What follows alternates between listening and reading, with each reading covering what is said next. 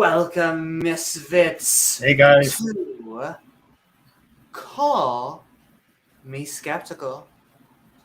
On this episode, Creationism and Intelligent Design, we are opening up the internet phone lines, come straight through the tubes, and asking ourselves, I know, She's got it back. got them. And if you have your 5G, remember, folks, you got to connect. Boop, boop, boop, boop, boop, boop.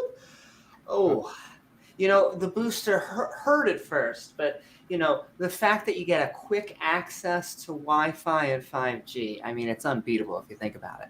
But, I mean, the whole thing about turning into a shape-shifting reptile, that's kind of a downside. Yes. James, side effects. Yeah. Nonetheless, hi Gizmo.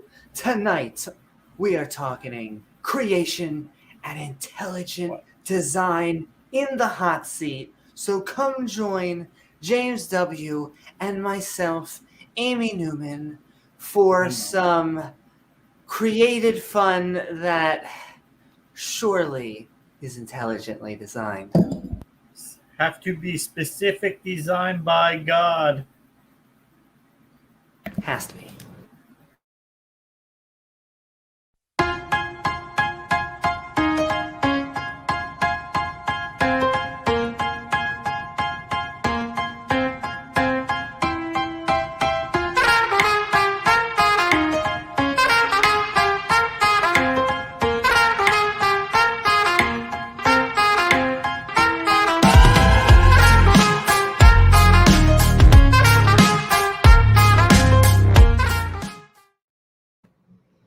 Woohoo! Greetings, That's guys. right.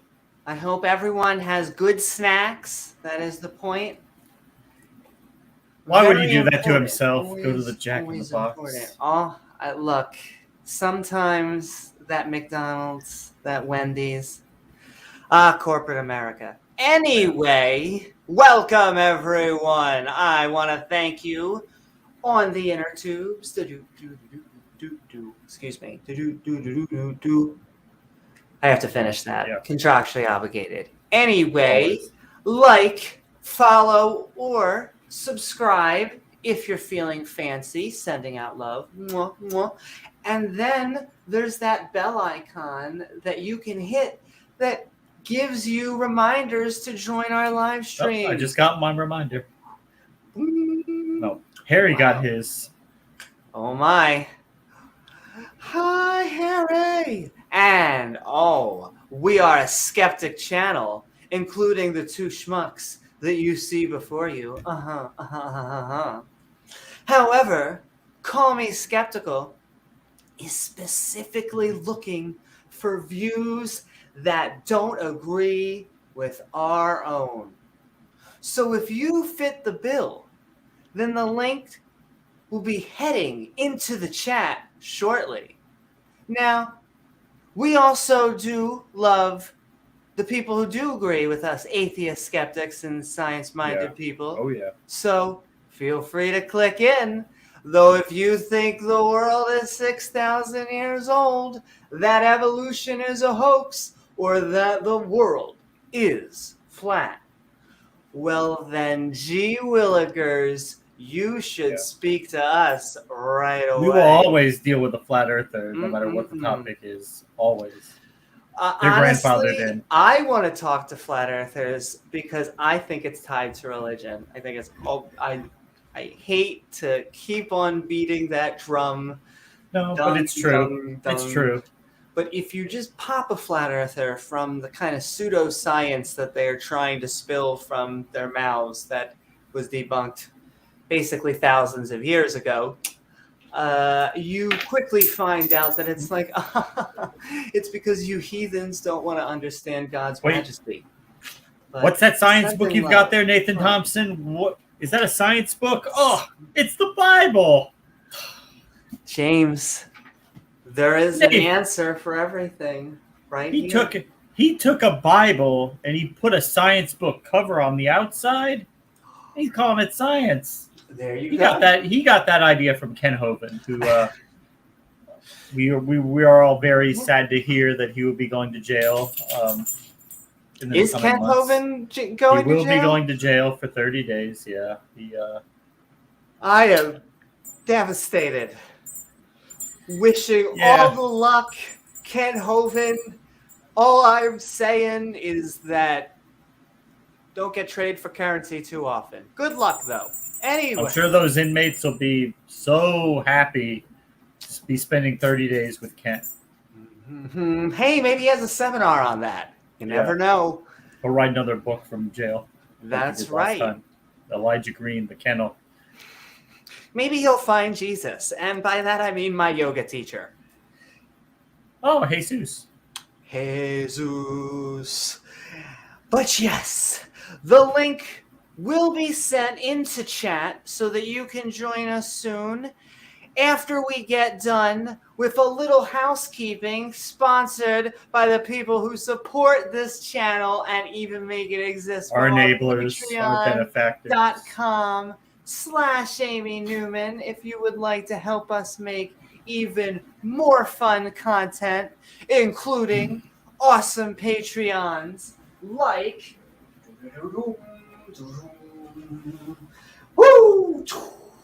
Went for the head, as always. Woo! Except if you're in a different multiverse. They always get triggered when we talk about the multiverse. Outside of the multiverse. So, I'm trying to think of the word. Crazy, as if that's crazier than thinking that there is a guy just outside. A god outside the universe, rather than just a pool of other universes. Yeah. Yes, though it's not a guy, that's a straw man. But look, if it's a mind, any form of mind, okay. I don't know. Clearly a dude. Yeah, if it's a dude, not just a mind, a dude. Most of the Abrahamic religions, very specifically, are he's a dude. Dude. I don't know. A mind generally can have conversations one-on-one, just like we love KO Champ. Woo-hoo! And also, God does in the Bible too, but he doesn't do it today. Have too many one-on-ones. Doesn't he? Seems to have retired. I don't know. Doesn't do it like he used to. He has better things to do now. Too busy supervising hell now that, before there weren't that many people there. Now he's just got to supervise all those people burning all day. Big job. He doesn't have time to come and shoot the shit with us anymore. So many people to torture and so, well, I would say little time, but I guess eternity, forever. He's got all the time in the world. Good. Well, I would say the good guy, but he's technically the bad guy, but he's working under the good guy because all of his creatures are under the control of God, right? Because if so, that guy would kind of have a loophole, right? Almost be like Satan would be elevated to, I don't know. Just a pawn of God? But speaking of myths, and speaking of the guy who's bringing it down and saying Jesus is bringing the house down. Us from Tang Gang, Atheist Roundtable, and the Atheist Network. Woohoo! Network group. Love y'all. Also, are you looking to have better conversations? Are you looking to have a better non-believer community, or you're even just an ally trying to stick with us as we normalize atheism? Well, then come to Better, which you can find tickets on sale now. Tang.live. Or Tart. Yeah. Tarty, tangy. Generally speaking, if you like candy that has a shiny outer shell, you are going to love this community. Better powdered fruit drink? I love Tang. I love High C. What I'm trying to say is I love sugar. That's what I'm trying to say. Anyway, sending love to Oz. And also, love to the end of the poor. Boom, boom, boom, boom. What up? Everyone is talking. Free Guy was good. Did we think it was going to be good? We weren't sure. And then it turned out to be a decent, video game film. Okay, I just like Ryan Reynolds. Like Maybe I'm Crocodile just a little, Dundee? Oi! God, Like Ian, our Aussie friend. Just one of a few, actually. send him love in. Yes, Thank you, Ian. I would say it's kind of funny because of the hour that we tend to hang out the late It's night. midday over there. We Yeah. get a mix, so it's fantastic. We're We sending get the night love owls here. We get the not early risers only in Europe. to all the hamburgers in the United States who we love, but everyone just out there in the world. Hello, planet Earth. We love you, and we're building a better non-community. Non-believers. Woo! We're doing it. Anyone We're who's doing team it. science, okay? Team Whether you want us to or not, we're doing it anyway. or not. And the great thing is that, you know, we are not going to tell you that if you don't believe what we believe, you're going to burn forever. It's just think of it as a gift from us to you. But hey, if you don't like it, just pray to God to stop us, and then, hey, it should work, right? Just have two Christians get together, because when two or more are gathered in His name, whatever they ask will be granted. So that's right. You just need two people, and you should be able to be like, I want a milkshake, and that is what the Bible says. But hey, go figure. I also like one of my favorite George Carlin jokes is, look, I can prove that God doesn't exist. All right, are you ready? On the count of 3. 3, 2, 1. May God strike this audience dead. There. See? You're all fine. Good. Glad we got that. Now, we should have done my trick, which is where you hold a pen in your hand and then you pray to God that when you let go, the pen hits the ground. It always works, because you know that the devil, he hates God. He tries to oppose Him in everything he does. He'll try to make the table float away. But if it's God's will, that pen will hit the ground. And you can know that He is the Lord your God. Yeah. But He doesn't want to talk to us. That seems like out of the realm. I just want to say, and I seem to have my shticks, just like how, why prophets? I am starting to go, why is this God so weak? Very weak. How weak? Can't interact in the physical world. Wow. Coincidence. Very strong, though. Goes out to the gym. If you could see pictures of him, he'd be like, boom, boom, boom. Could he make something so big he couldn't lift it? Yes. Yes, absolutely. And he could still lift it anyway. But he still couldn't. Can we meet them? Well, the thing about that, they're in Canada. Like outer space Canada, if you Saskatchewan. get what I mean. Saskatchewan. Exactly. It'd be too far away. God could do like infinite numbers of shake weights at one time. I mean, He could literally do trillions of them all at once. He might give you a run for your money at that, Amy. I was going to say, stop trying to give away my superpowers. All right. Okay. Just trying to keep as many pots spinning as once, ladies and gentlemen. If I can keep as many pots spinning, I will finally get there. Anyway, claims like those make us and a grumpy old go because what the hell? Just 6,000 years. 6,000 years is not enough to do anything. It is like, and the amount of incest that goes on just in the 4 books that we read. Oh my lordy! In our skeptic Bible study. Oh yeah.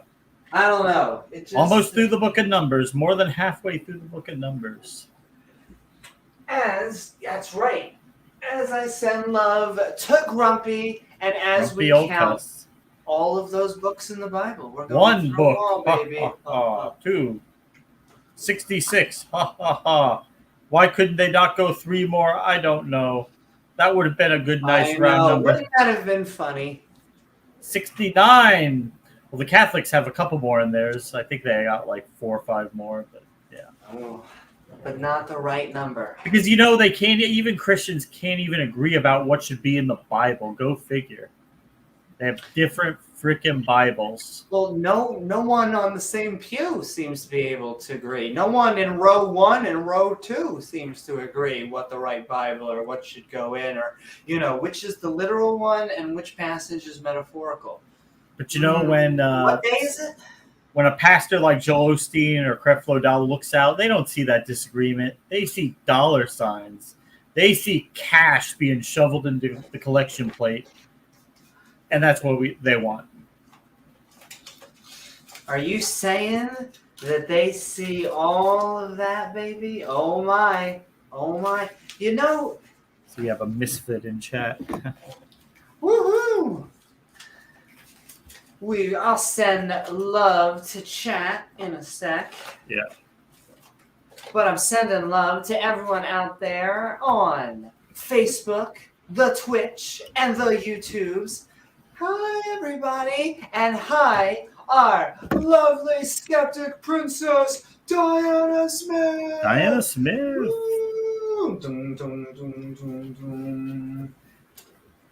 Yeah, that is actually, I'm just biased, and I haven't had much experience in the Christian community as a woman, but I think I'll take my ticket in the non-believer, skeptic, whatever the fuck you want to call it, community. Just seems to be way more open-minded. Funny enough, for all of us agreeing that something doesn't exist or that there's no good evidence, and so we're waiting, just frees us from all this baggage. And everyone's like, why do we care about all this shit? Maybe we should just go out and drinking and get mozzarella sticks. That sounds like a plan. Sounds like a plan to me. And it also sounds like a plan. Jason getting spicy out there. Ooh, spicy. Oh my. Hey, we love the spice and we're going to try and bring it on. Also, the dude who controls the spice controls the stream. Dune, let's hope it's good. It's coming out, ladies and gentlemen. It's coming out. The trailers look good. My 5G chip cut out for a minute. Uh-oh.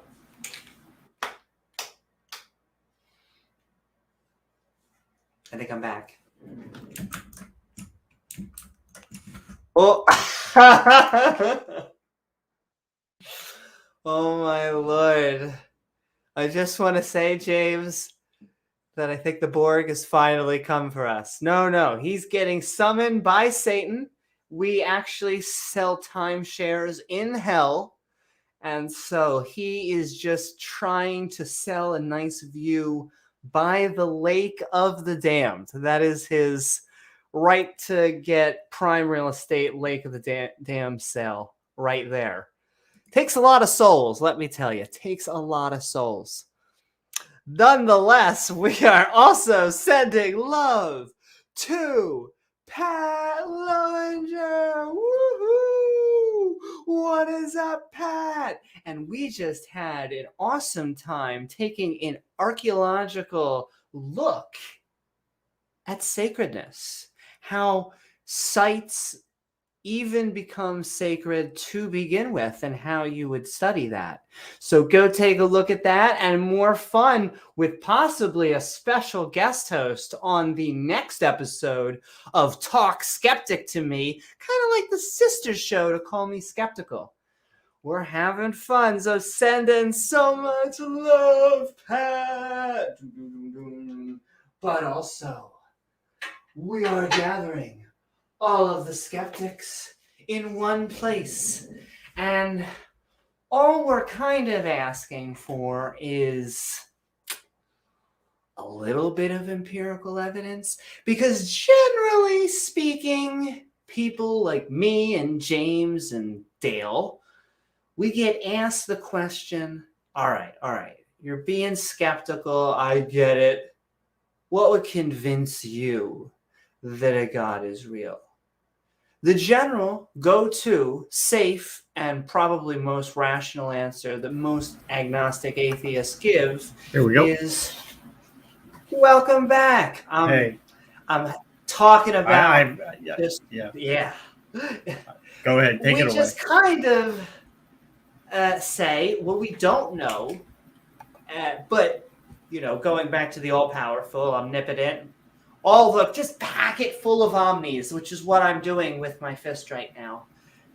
He should, or she should, they should know what the hell would actually convince all of us. Like the exact thing. Like it should be better than you going on Etsy and ordering something that you wanted, okay? It's God. What the?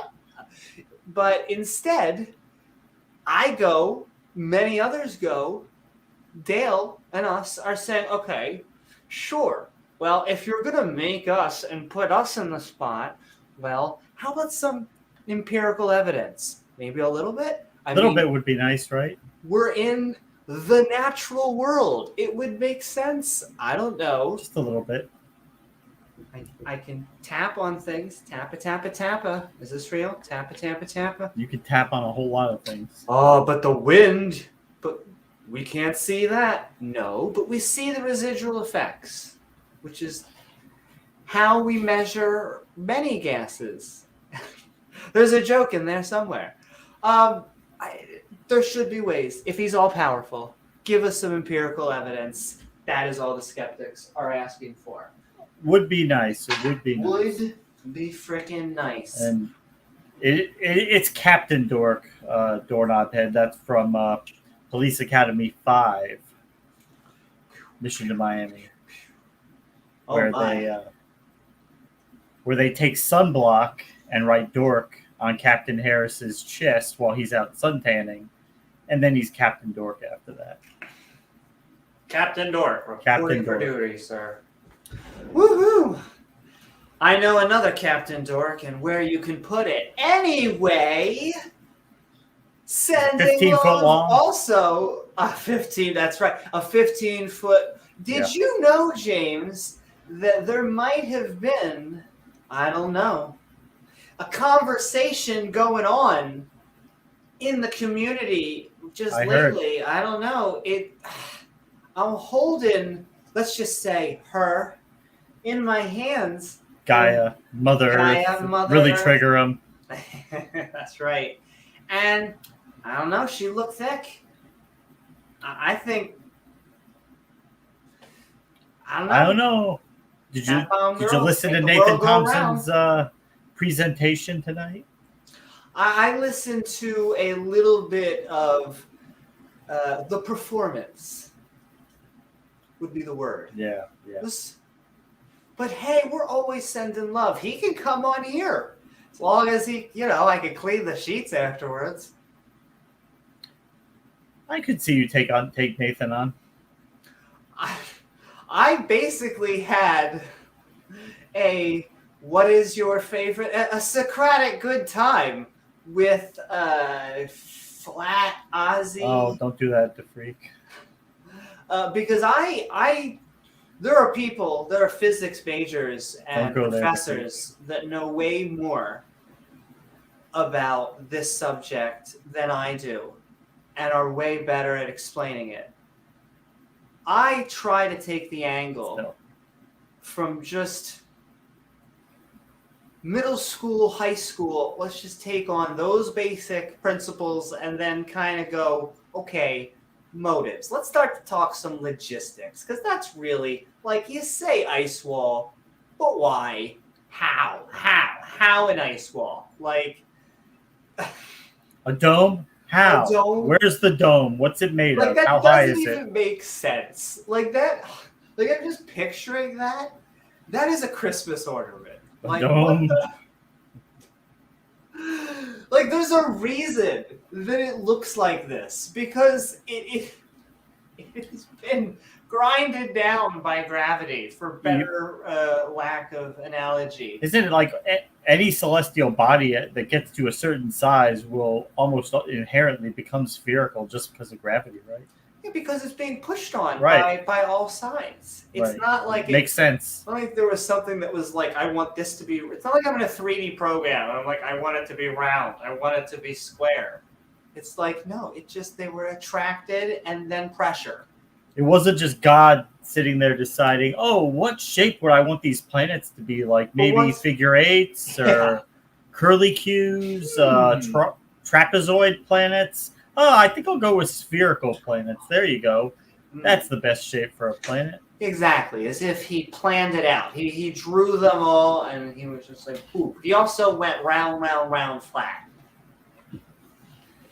All just illusions, just an illusion. But yes, Dave Gar, 7 Dave Gar. Woo-hoo. Well, you only ever see one side of the moon, Amaretto, so you don't know. Well, that's not entirely true. It wobbles, so you do see a little bit of the backside, but you see like, I don't know, 52 or 53% of it at some times. But yeah, most of the other side is dark. That's where the monsters have their moon bases, on the dark side. Right? It's what's it called? Gravitational locked. That's why we're tidal lock. Tidal locking, yeah. Yeah. Look, tide goes in, tide goes out. Like me, can understand these concepts, even at a derp level. If they should be able to understand it from the professors and physicists who have actually explained it to them. I really don't understand the motivation. Like, I just don't get it. Why flat? It has, unless you want to make it special. That's the only reason I ever get, is because, well, it's not supposed to make sense. Special. It's just, we're special. It's supposed to be flat. It says it in the Bible. There you go. We're sitting on God's bookshelf in a glass little dome, and he's poking in on us, killing some people from time to time. And at that point, it's a theological battle. It's not our friggin' fight anymore. You guys go do. But anyway, yeah, God. We'll just laugh at it all. We'll just go and have some popcorn. Yeah. Except for the fact that you guys try to push so much legislation. But besides that, you silly old creationists, I think we're eventually going to win out. So much of the internet is atheistic and non-believer. We definitely have the home field advantage. And if that's the future, then the future is not religion, right? Right? Because they can only survive in echo chambers. Yeah. Like churches are echo chambers where everybody agrees with them. Their ideas aren't going to be challenged. They just reaffirm any doubts that they have are going to be glossed over and smoothed over. And, well, we just don't have all the answers, but Jesus still loves you. And you got to believe he died on a cross for your sins, rose 3 days from the dead, and ascended up to the right hand of the Father, and he is giving the Father a hand job right now. What? No. Amy Newman, your Lord and Savior. Lord and Savior. Yo, I don't get Christianity. Like, when the Muslims, their whole point when they talk to atheists, they're like, their whole shtick is like, let's talk about how cuckoo Christianity is. Yeah. And it's like, well, we're sold. I mean, you don't have to sell us on how kooky killing your son to like let everybody go for. It's him. Once again, the all-powerful, there's a lot of shit he can't do for being all-powerful. Let's just put that on the table now. Yeah, he's got to kill his son in order to forgive somebody for, lusting over somebody of even the same sex, because all lust is bad, but right? James, it's all evil. That's right. It's all evil. It's all evil. Even if you just thought it, not if you even did anything. Right. Good old. You just took a second glance, walking by in the street, boom.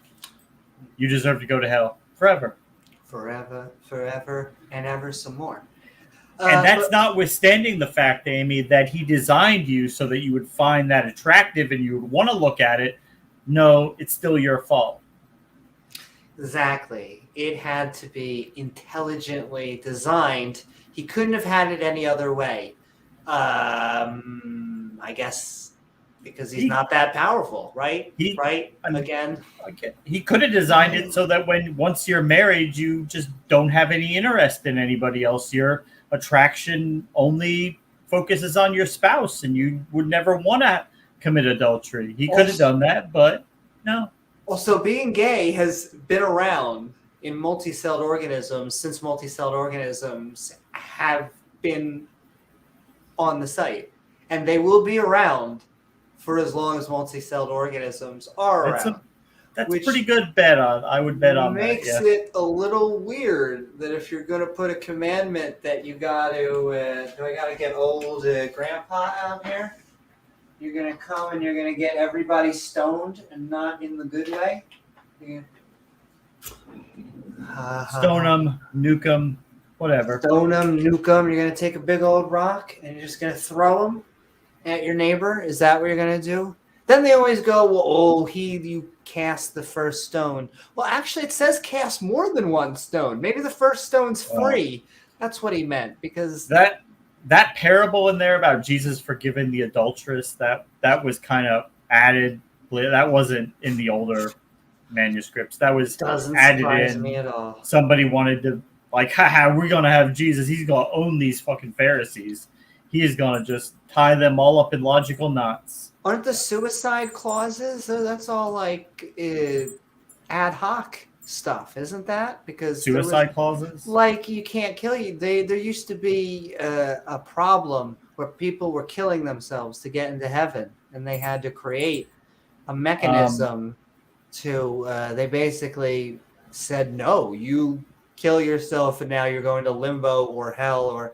Some sort of version. Right. They tried to fill the loophole, like they were debugging programming for God. But once again, well, the Bible really doesn't talk right about suicide. It's God. But to make a long story short, according to Catholic theology, which Catholicism was basically Christianity for the first, after the 3rd or 4th century, for like 1,000 years, they were the only game in town. So you got your regular sins, venial sins, you got mortal sins. So if you die and you have an unforgiven mortal sin on your soul, you'll go to hell. You can have the venial sins, you'll just go and burn in purgatory for those, but you'll eventually get to heaven. But if you have mortal sin on your soul, system, is that what you're telling me? Yeah. So when you commit a mortal sin, you have to go to the priest, tell him what happened. The priest will sign penance. 73. 73 is terrible. I'm sorry. We're going to have to put you over here. If the priest feels that you are really, really sorry for what you did, he will absolve you, and therefore you are back in a state of grace. You could go to heaven. You may still have to go to purgatory for that mortal sin, but you will get out of it eventually. But the thing is if killing is a mortal sin and you kill yourself, you can't go and confess that sin to a priest and receive absolution. So based on that alone, you would die with mortal sin in your soul. You would go to hell. There would be no way to have that sin pardoned. Of course, now the Catholic Church is... I muted it. God damn it. Didn't hit the button right. Now the Catholic Church is just a bunch of hippies. So they say, well, whatever. God can let anybody in heaven. He doesn't care. He can still let you in because they're very... Come on in. They're very liberal now, but up until maybe the past 50 years, that wasn't the case. They just became more open-minded. It's so the scripture. You just got to reinterpret it, James. You just got to understand the context. So if you had a family member who committed suicide, they would not let you have a church funeral. They would be buried, in the grave with the heathens, or you would not be placed in a Christian cemetery because you would be presumed to be in hell. Then they kind of got around that because they said that, well, anybody who would kill themselves must have a mental disorder, and therefore they don't understand what they're doing when they kill themselves. So it's not a mortal sin because they didn't fully know what they were doing. So then they can still go to heaven. It's a whole complicated mess of crap all over the place. That's really silly. Yeah. God bless Catholic theology. They've had thousands of years to work on it. And Well, it is like a canon. If you listen to theists argue with other theists, which I'll be honest, that is pretty entertaining. They sometimes go harder than we do at each other.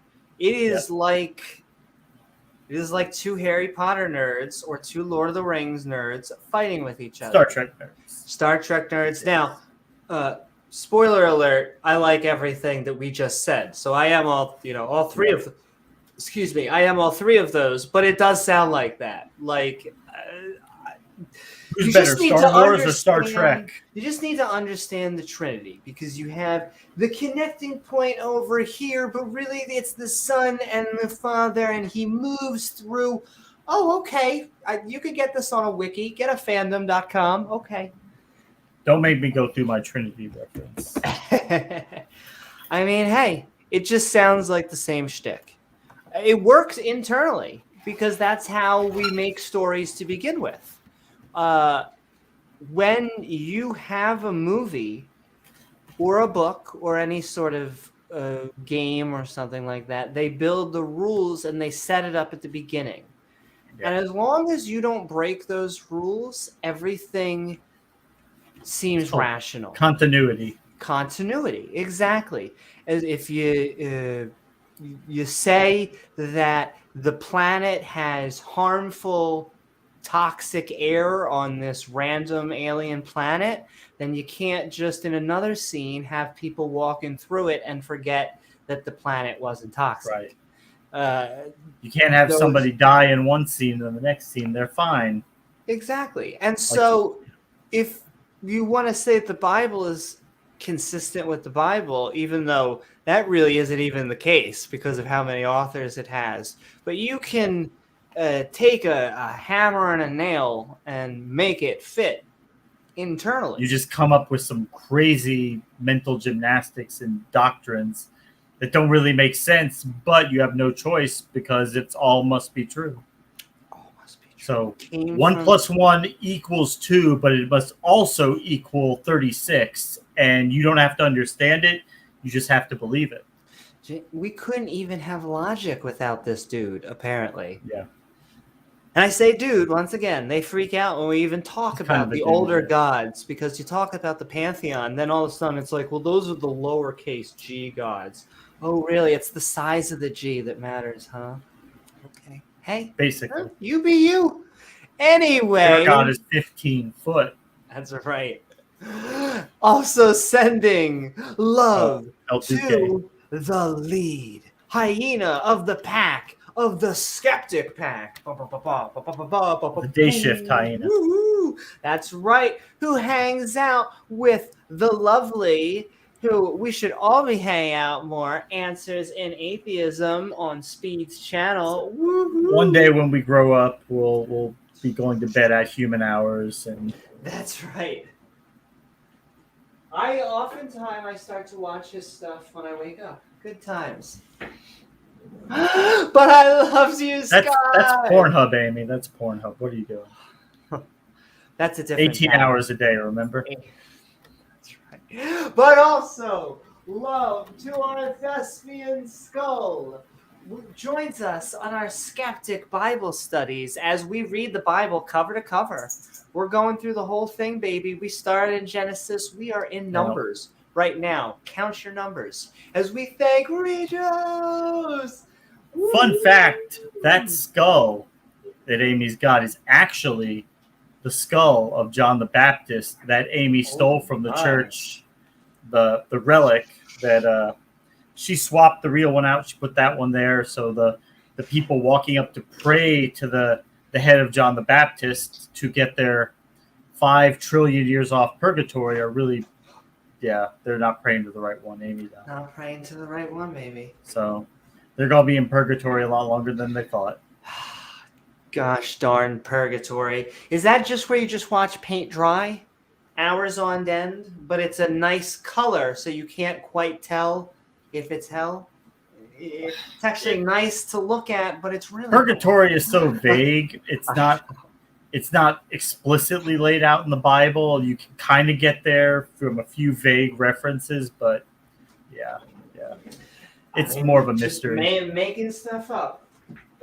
Make it up as they go along. Fake it till you make it. Fake it till you make it, baby. And last, but certainly not least, send him out to Rachel Holland. Rachel. You know what's funny though, James? Do you think that there is slavery in the Bible? That couldn't be true. That would be. They're probably mistranslating just the word for worker into Exactly. slave, just There's to a make it work look like program. God's evil, to make him look bad. So when it talks about selling your child into slavery, it really means telling your kid, "Hey, it's time to go get a job." You're like 19. You don't go to school. You're sitting on the couch. You're not doing shit. Go out and get a job. Get out and get a job, Yeah. hippies. Yeah, exactly. Just ignore the fact that, they weren't paid. They picky, picky, picky, picky. Oh, and to be specific, even when they retranslate it into King James into servant, there is hired servant and servant, okay? Bond Hired servant. servant, bond servant. Oh. But And yes. Mark Reed wants to know how you take anything like a man. How you take anything like a he was man. talking I'm going to freak. give my generic answer very carefully. Take it like a man, Newman. Take it like a man. I want to do my Bill Burr joke, which is men have to, they have a heart attack at 50 from suppressing 40 years of not being able to tell that a puppy is cute. It's okay. Tell that the puppy is cute. There actually is Woo! some truth in that. There is some truth in that. Hey, sending love on All this comedy channel. has to have some level of truth Nugget, in it. Yeah. a little nugget, absolutely. But on this channel, we accept everybody. Once again, we say it often. Come as you are. Just please, on the sheets, the flags. You're gonna make me clean. Do I have to clean? And don't use the guest towels as toilet paper like you did last time. Once again, how much bleach do you have to use? But yes, A lot. A lot. A lot of bleach. We want to send lots of love to all of our Patreons. You are who enable us to make all of our fun content. Our benefactors. Along with our mods and viewers like you. You guys. That's right, baby.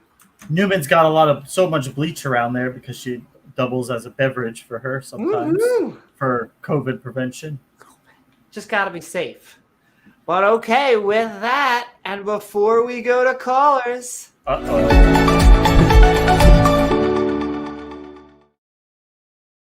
Woohoo! All right. Creationism / intelligent design. Does a creation not have a creator? Well, yes.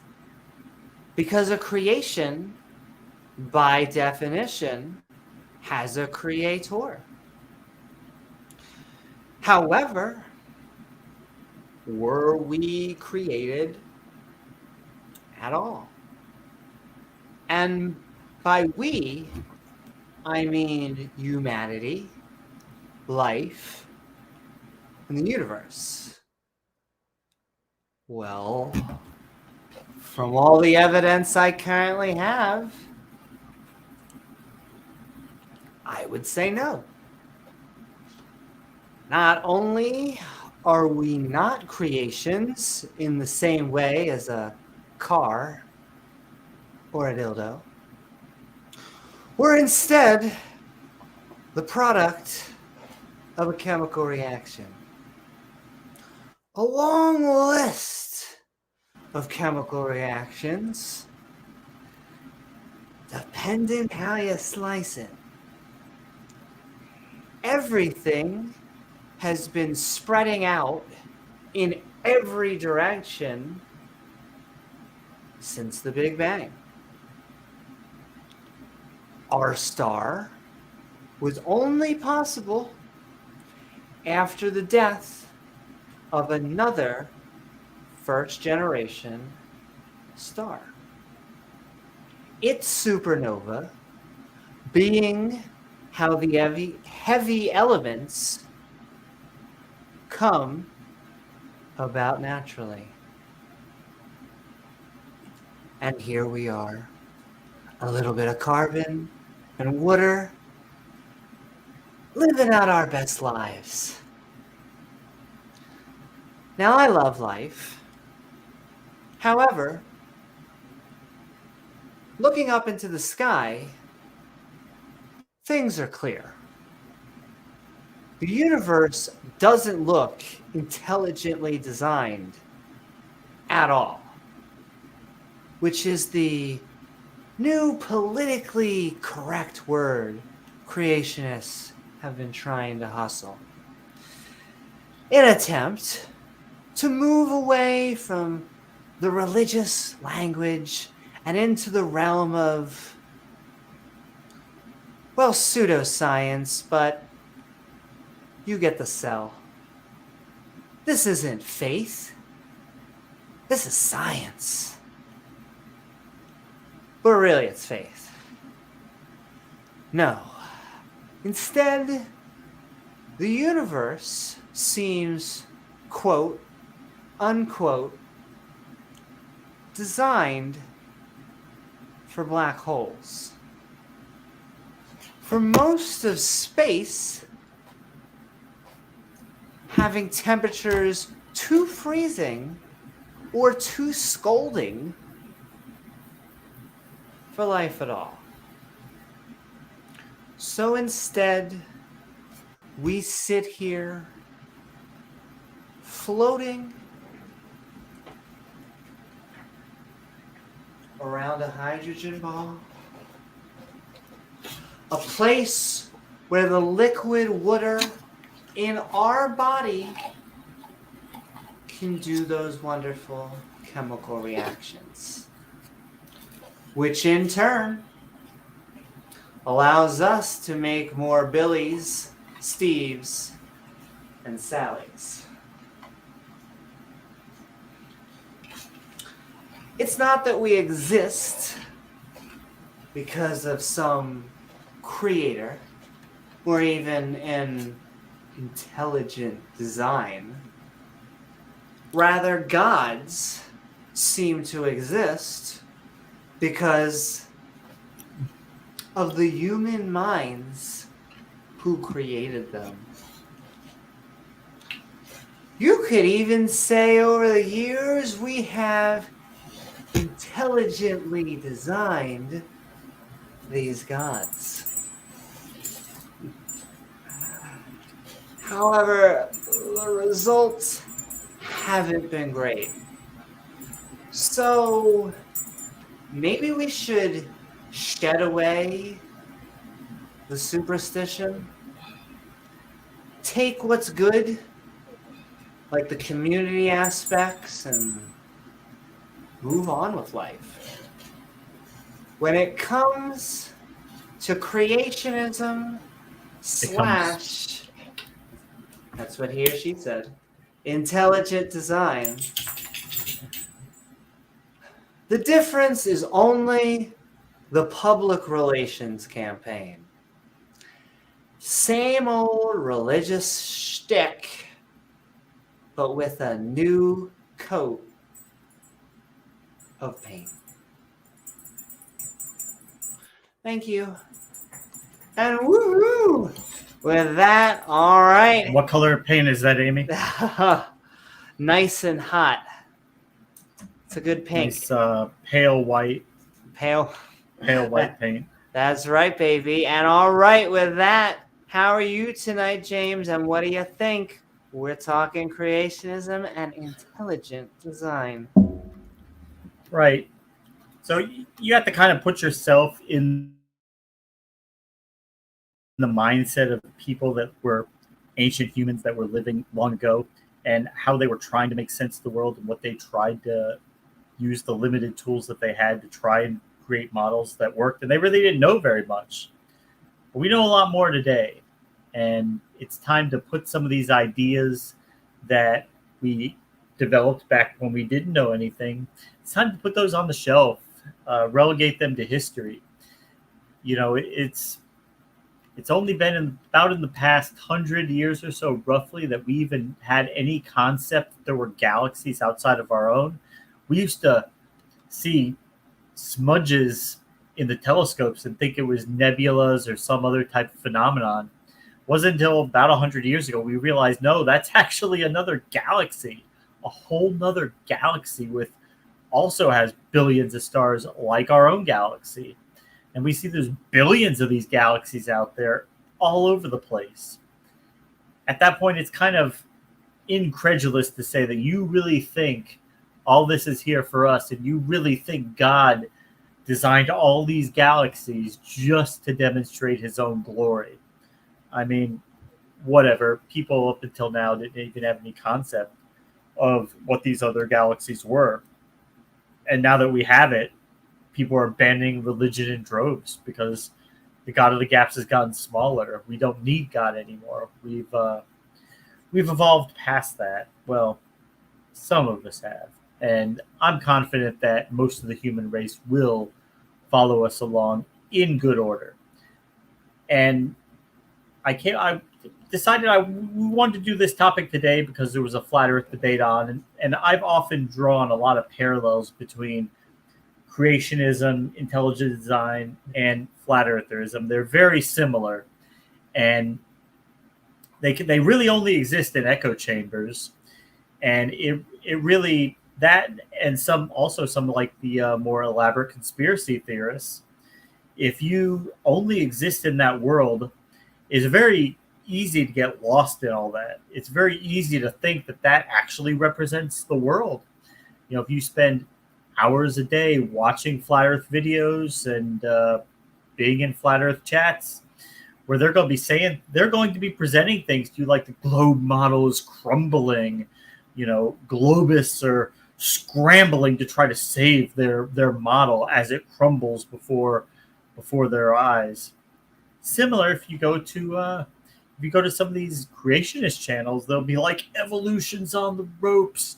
Major evolutionists aren't even defending it anymore. The theory is falling apart day by day, which is actually totally nonsense because that's just totally not happening. The scientific community, for the large part, has left the creationists in the dust. They are way back behind where science is, and science is not looking. They're not turning around for these people because the evidence is so ample, it's so clear and convincing to anybody who takes any time to honestly look at it that if you don't know it, it's probably because you don't want to know it. And these claims are so bad, you could really only find them convincing if you were desperate to find them convincing, if you wanted more than anything to find them convincing, if you wanted there to be a God more than anything else, then your mind can make crazy things happen when that's your motivation. But these they operate in these echo chambers, and a lot of times they don't really come out. They don't go to what the scientists are doing.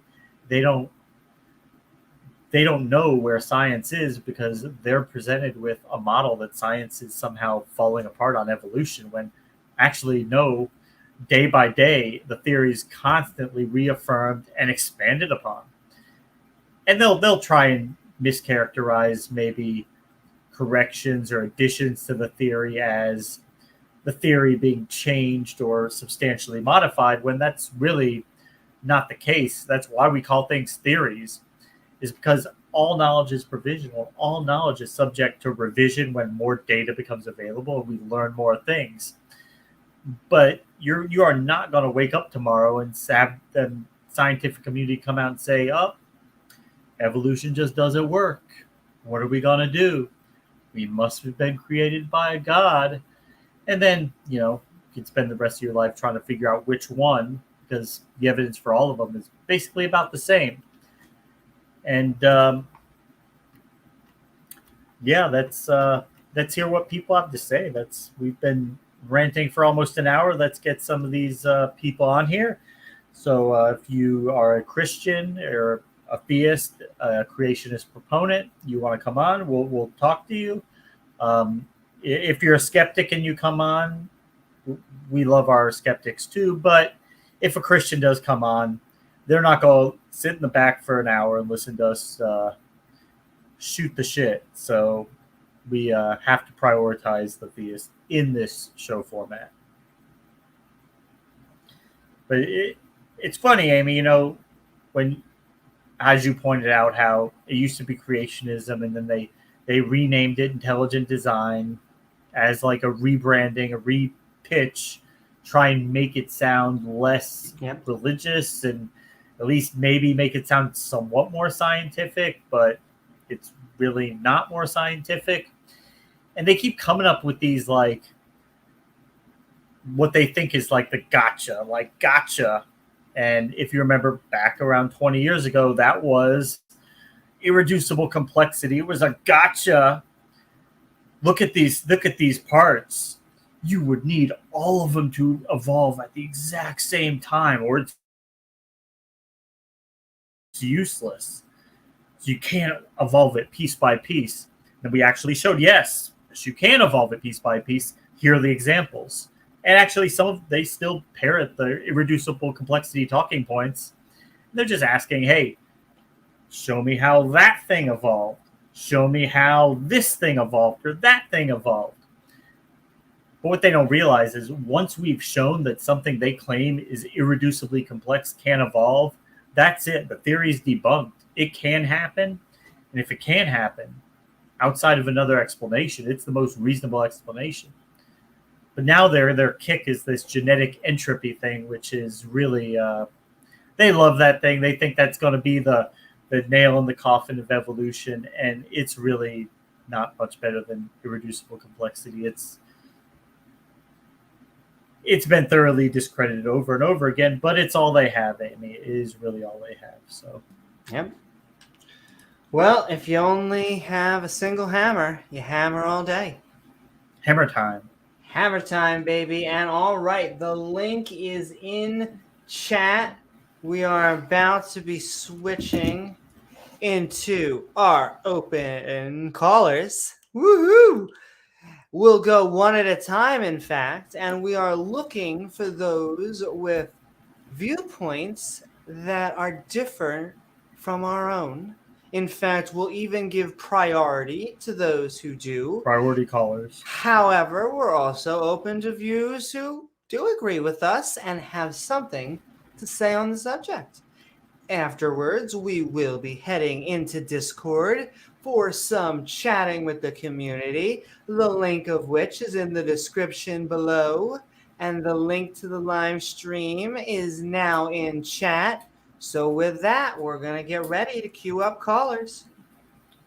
But until we get callers, we'll just shoot the shit with each other. That's right. I'm going to be sending love out there to the chat-osphere. Oh, yeah. Some shout-outs. We got a bunch of misfits out there. Woo-hoo. I see Mark and X Music and Jason the Freak. Da-da-da.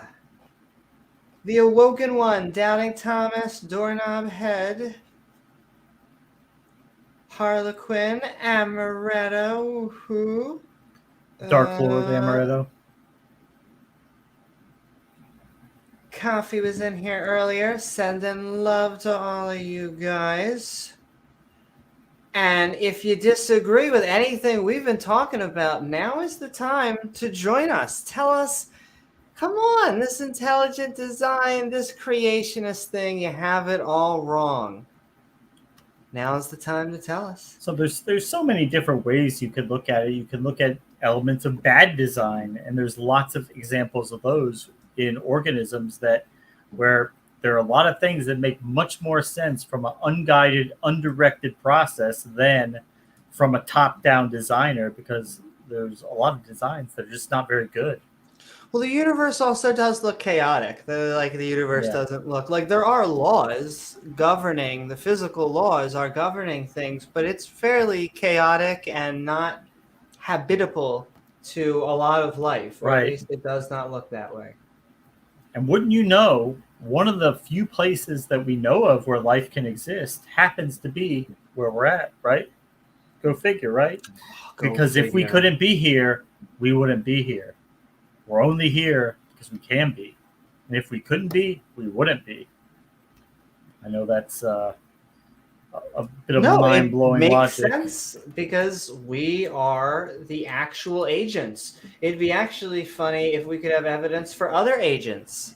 This God seems to have a mind we have to chomp on things during the day so that we can continue our consciousness. But apparently this guy gets a free ride because he has existed forever. And apparently when you start the whole thing, then you don't get anything. And all right, we got our first person. I'm not sure.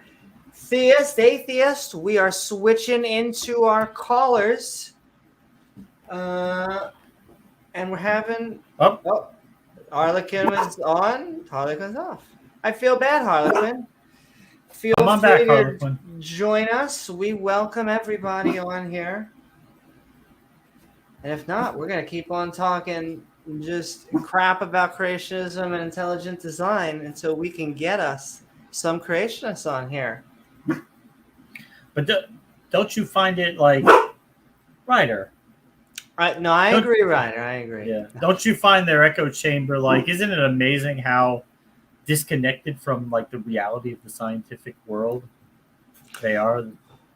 It would be a wonder if they were publishing papers. Oh, send in love. Oh, all right. Completely come back on understand. If you can get on. We'll be here.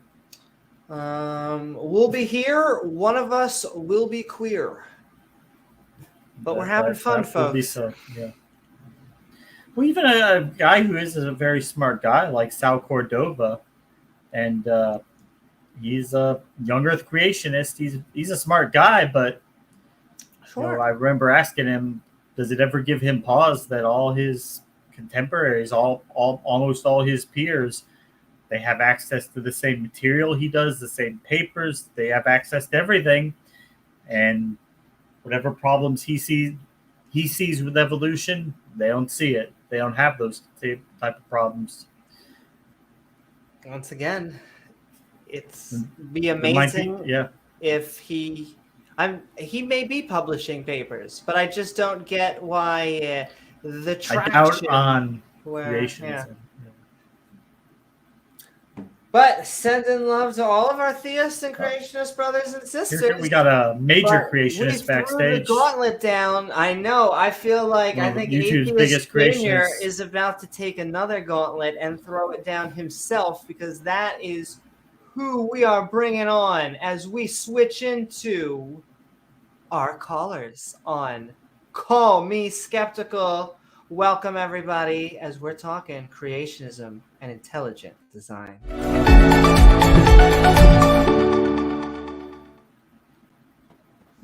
Woohoo! Atheist Junior, what is up? He will definitely be on Ken Hoven's visitor list. I hope my audio is okay. Sounds good. You're coming in good. It's been a while since I've been on here. I know.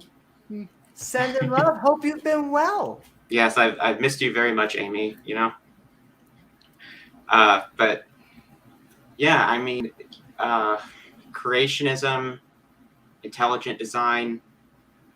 What even is that? Yeah. So obviously, there's been a lot of crap going on with Kent Hovind. News about him, I guess. So right now, I'm going to be, in a few days, I'm going to be working on a collaboration with Paulogia. We're going to record the audio for that, and that's going to be going over the sort of Kent Hovind timeline of the past few months. So that should be something to look forward to. Absolutely. Poor Steve. It's almost like Christmas, but we don't believe in Christmas. Yeah.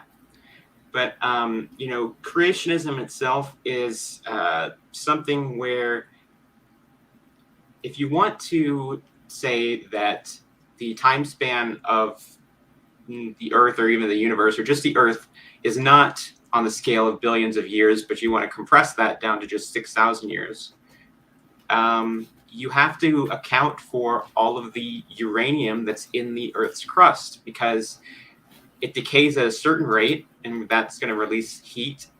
And if you say that this only happened in 6,000 years, that's going to cause a lot more heat to be released, and you're basically going to burn the Earth up.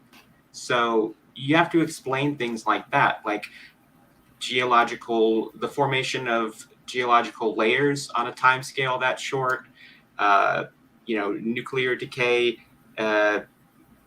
all types of things. The biodiversity of animals. If you say that there was a certain number of animals on Noah's Ark, and that was 4,400 years ago, but there was only 2 of each. Like, do you say that there was only 2 cats on there, like 2 house cats, 2 tigers? Well, how do you account we know for... there were tigers like 2,000 years ago, 3,000 years ago. Tigers, lions, cheetahs, they existed. So, yeah, did they all evolve from 2 pairs of cats in like 100 years? I mean, yeah. So there's all these things that you have to explain and have to account for, and there are people like Kent Hovind and Ken Ham who have tried to do this, sometimes with more success than others. Sometimes their explanations are just ridiculous, but I feel like religion is the number one thing that causes people to believe stuff that's just not true. So I'll end my intro there. No, I used to look at we know most animals, even most animals don't fossilize.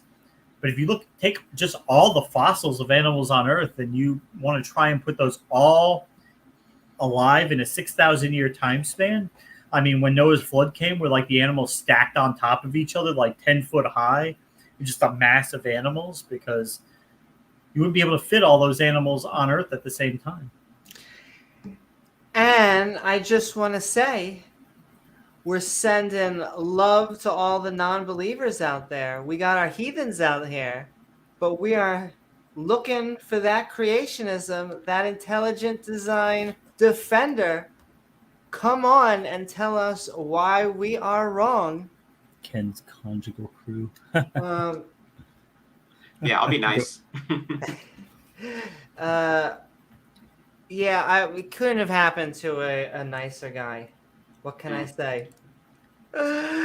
Has less to do with religion and more to do with why. But Amy, I can brush my teeth, shave, shower in under 2 minutes because I'm paying the water bill and the taxes on that water bill. There's 32 cents tax on that. I pay all kinds of taxes, Amy. Yeah, and he can get remarried faster than anybody I know. Like, he's already on number 4. Well, sure, he has all the... Does he have a new wife already? Does he have another one picked out? Who's yeah, the new he showed one? her on camera yesterday. I did not even... Sandra. Look at my girlfriend. Yeah. It's crazy. I couldn't fucking believe it, honestly. Is she one of the acolytes that's been there a while, or is she a new arrival?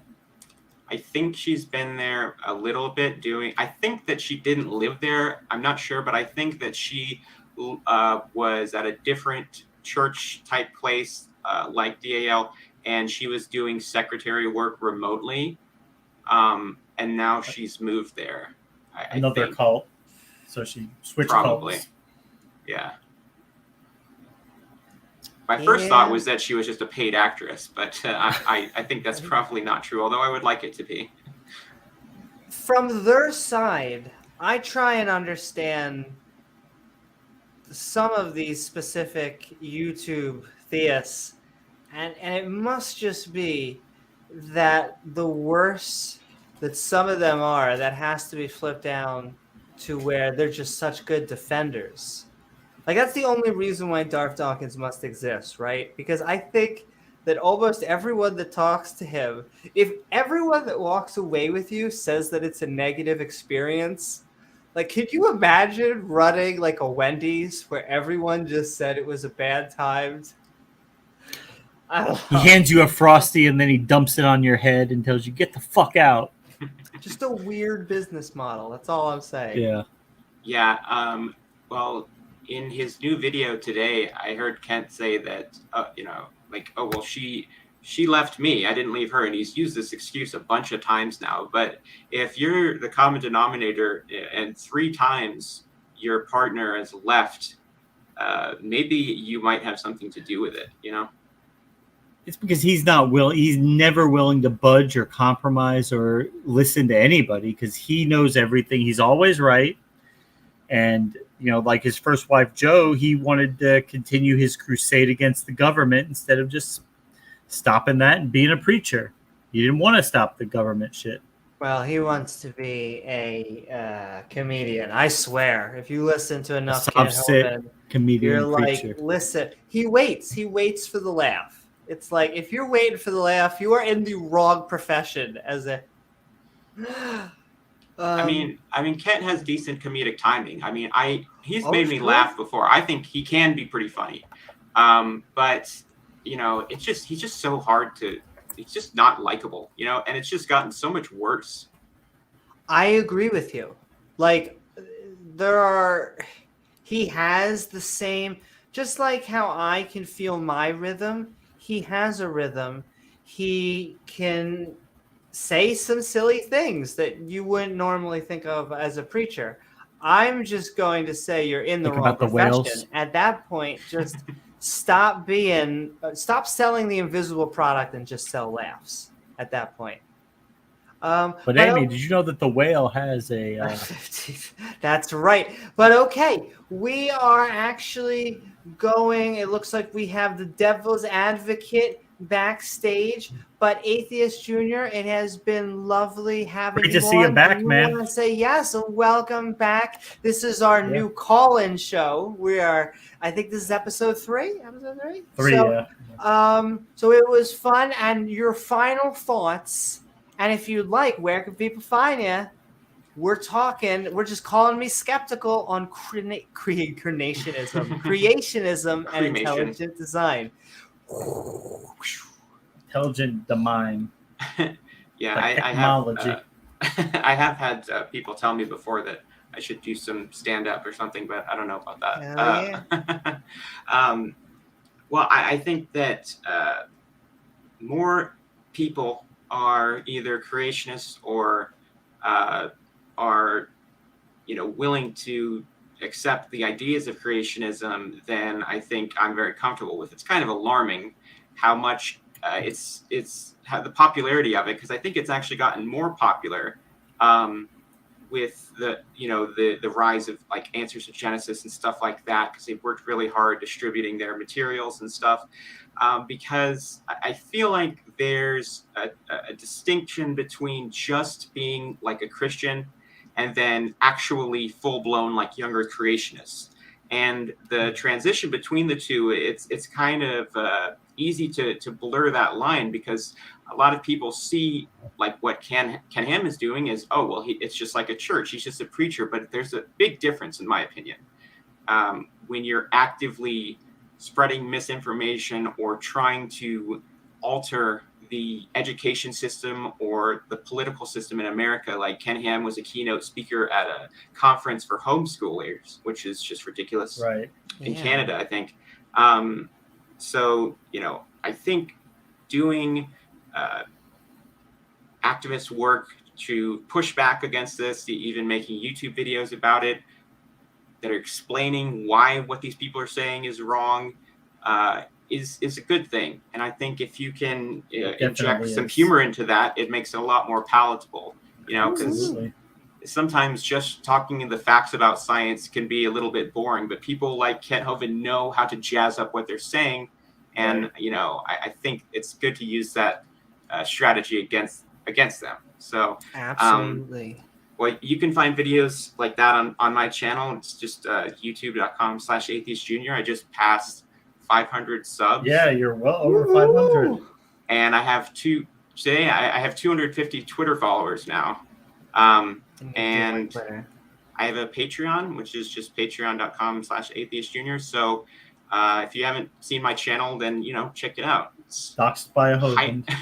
I've been doxed by Ken Hovind, and I got mentioned on his channel 2 days in a row now. So Ooh. I must You're be doing joining like right. the Arn Rock Club with that. Yeah. One. You'll be like public enemy number 2, Arn Ra, Atheist Junior. That is an honor, my good sir. Yes. True honor. And all right. Thanks, Atheist Junior. Sending many hearts to Atheist Junior. Come back anytime. Woo-hoo. That's Yeah, right. Go first. sub to Atheist Junior. I need to get him monetized too, ladies and gentlemen. Support your More non-believer badass community. Atheist Junior content. Yep. And all right, thank you so very much. We are calling Bringing me devil's skeptical as we're talking in creationism and intelligent design. Technology. 7 Love. Subscribe to Atheist Junior. Wrong sound.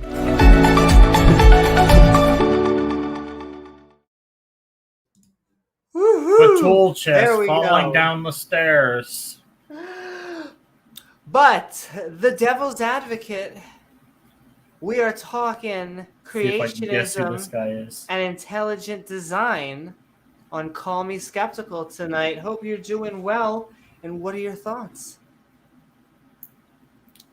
I think James guessed right, man. I was gonna say, I wanted to emphasize a quick story. I'm sure everyone's familiar with it. Einstein had this huge regret to inform the U.S. that Russia was rushing to make the atomic bomb, and so in saying that, he also gave U.S. government insight into his equations, which helped aid the production of that very bomb.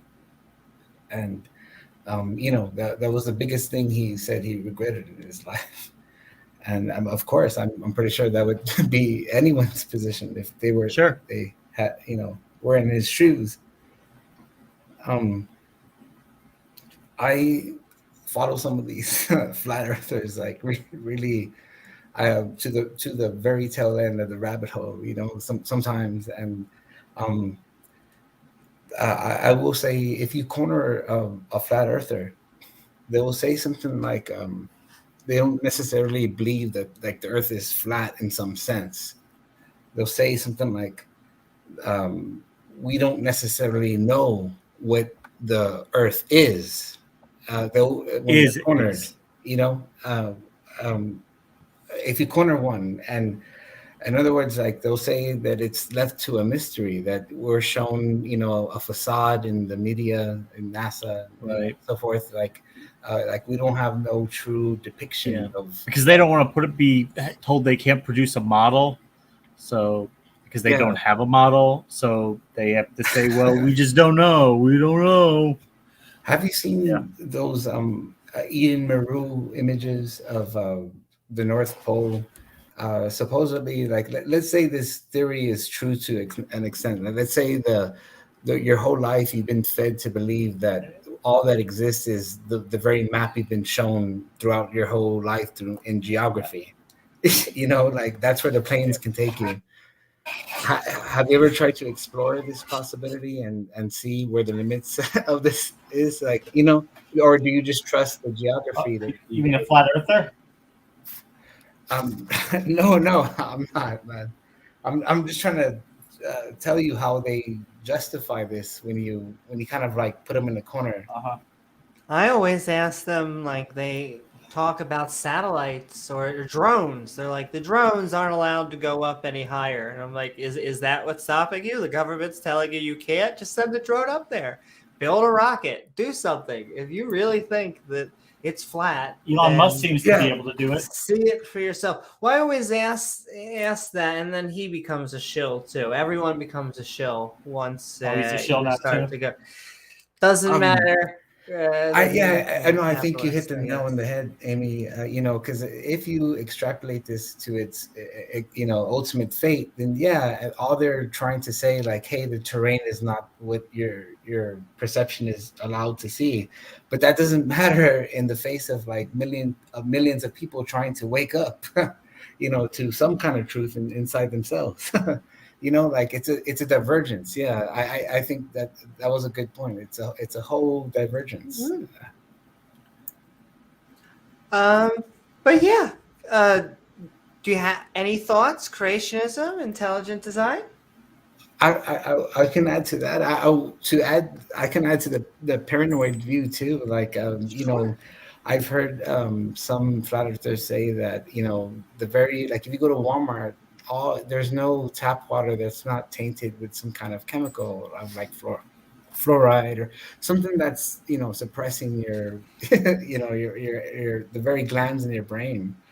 And you know, from the tap water, from, you know, from chocolate, pretty much everything on the shelf at Walmart are you know, like that's their perspective. Like, um you know, it doesn't matter what you're consuming there, like you're just feeding into this cyclical system that you're just I perpetuating. never got the fluoride thing. The fluoride, Makes me healthy. the fluoride thing is supposedly you have this natural propensity for spirituality inside what so-called people call DMT. Uh-huh. You produce it naturally in the pineal gland. The pineal gland is that which was being fluorided, like you're, you know, you're tainting it with fluoride, you're calcifying it, um, uh, and so like Wait. you're diminishing its potential. You know, suppose there's stories Wait, of hold like on. I have to freeze that for a second. They're saying the fluoride in the water is diminishing the Water. effects of DMT. I want you to know yes. that anyone who has ever taken DMT, if you could water any part of that experience down, good luck. It is like a cannon. Or not necessarily like that. It's more like something that's been poured into over generations. Like And if I'm no, I'm dead serious. Like if you actually look into For the sure. history of fluoride, of when it was implemented in the water, it was actually I think a nephew of Sigmund Freud. You know, that he understood well the psychology of Obviously. masses of people. You know, like but so he there's a knew. reason it's put in toothpaste. Like I specifically will Yeah. not buy non-fluoride toothpaste Why would because you I'm want to like buy I it? don't Well, care that it tastes great. That's well, actually one of my pet peeves. I wish they would make good fluoride toothpaste. Damn it, I would put money down. What were we talking about? well, a lot of people are completely avoiding fluoride anything because it's pure poison to your neuronal pathways. Like Well, yeah. see, now we're getting somewhere interesting. Okay, so do you Well, believe It's why you that can't remember fluoride is things quite toxic? often. I'm sorry. Go ahead. I'm I was sorry. gonna say, well, now we're getting somewhere interesting. you, Do you believe that fluoride is toxic? I yes, well, there's been you know, it's not just, there's been like this conspiracy theory amongst, you know, Sigmund Freud's nephew. There's actually been studies concordantly since then that's been by shown Alex to Jones. no no, by actual, you know, Oh, people interested into this, neuroscientists, you know, to want to gauge the toxicity of fluoride. And yes, it's very toxic. You can't does drink it this turn stuff. frogs gay, or does it? Well, it is indeed toxic, Mike. You wouldn't want to drink a cup Okay. of this. Can I ask, Does it turn human? what is the end result of the fluoride? Are you saying what does it block? Um, well, some people, Uh, Amy, do you recall your dreams? Do I recall my dreams? Sometimes. Well, you're lucky to even say sometimes. Some people don't recall them at all. You know, Can that's I interrupt you for a second? I sure. think that there's a reason. I think we're biologically, you remember a lot, but I think for the most part, your brain wants to just get you up and out after it's done. I view you dreams, want this to is dwell on just my the hypothesis. non-reality of Yeah, it. I view dreams as a screensaver. This is so it's just like, what the hell are we supposed to do with this conscious Your program? brain is like And so, running through different scenarios and just testing things out. It's like a software development thing. yeah, and I just think it's just like we gotta just lay here for a while and do stuff. So Got to be doing something. and May I ask you but guys a personal question? yes, continue. Have either of you ever had any type of battle with alcoholism or With alcoholism, no, I haven't. yes? Okay. I have fought alcohol. That might be a little bit different. What about you, James? Would you say no? I mean, I have bouts where I drink more than sometimes, but it's not really something that It's not something you live every day That's of your not my life. yeah, right. Hold on, let me go get the pop-up bottle out of the fridge for I'll just say, Amaretto. Did you? Yes, there is, phenomenon associated with that. I don't know if you ever heard of delirium tremens. I don't know if Wait, I'm say going that in and again? out. I'm sorry. Like, You did for like a half second. My internet is messing up, man. Sorry. So I think what he means is if you sleep a lot when you're like passed out drunk, it's supposed to interfere with your ability to dream. It's like why you're hungover and you don't feel so rested. Yes, I was. I think that's where he's going to go with that. Well, delirium tremens is more severe. I can leave that aside for a moment. Yes, but I will say a lot of alcoholics, they describe it as kind of like a rock. Like there is no memory of the dream. Rock Johnson, amazing. No. I mean, in the sense that they kind of just go to sleep at night and they just remember waking up in the morning. Like there's no dream to recall. And I would be very in that sense, if you're recalling your dreams, Amy, it means you're a healthy person. It means you're doing good to your body, and I commend you for that. For what I've heard, like any part of a dream that you can remember would have occurred like within like a few seconds before you wake up, because your dreams are going at like rapid fire pace. Because your brain can conceive of things way faster than you can physically do them. But sure, I get what you're saying. Like maybe the alcoholic does have it, but at the end they don't recall it. The alcohol races it. Well, have you ever gotten blackout when you black out? Well, that's what I mean. Like blacking out like every single night. Yeah. And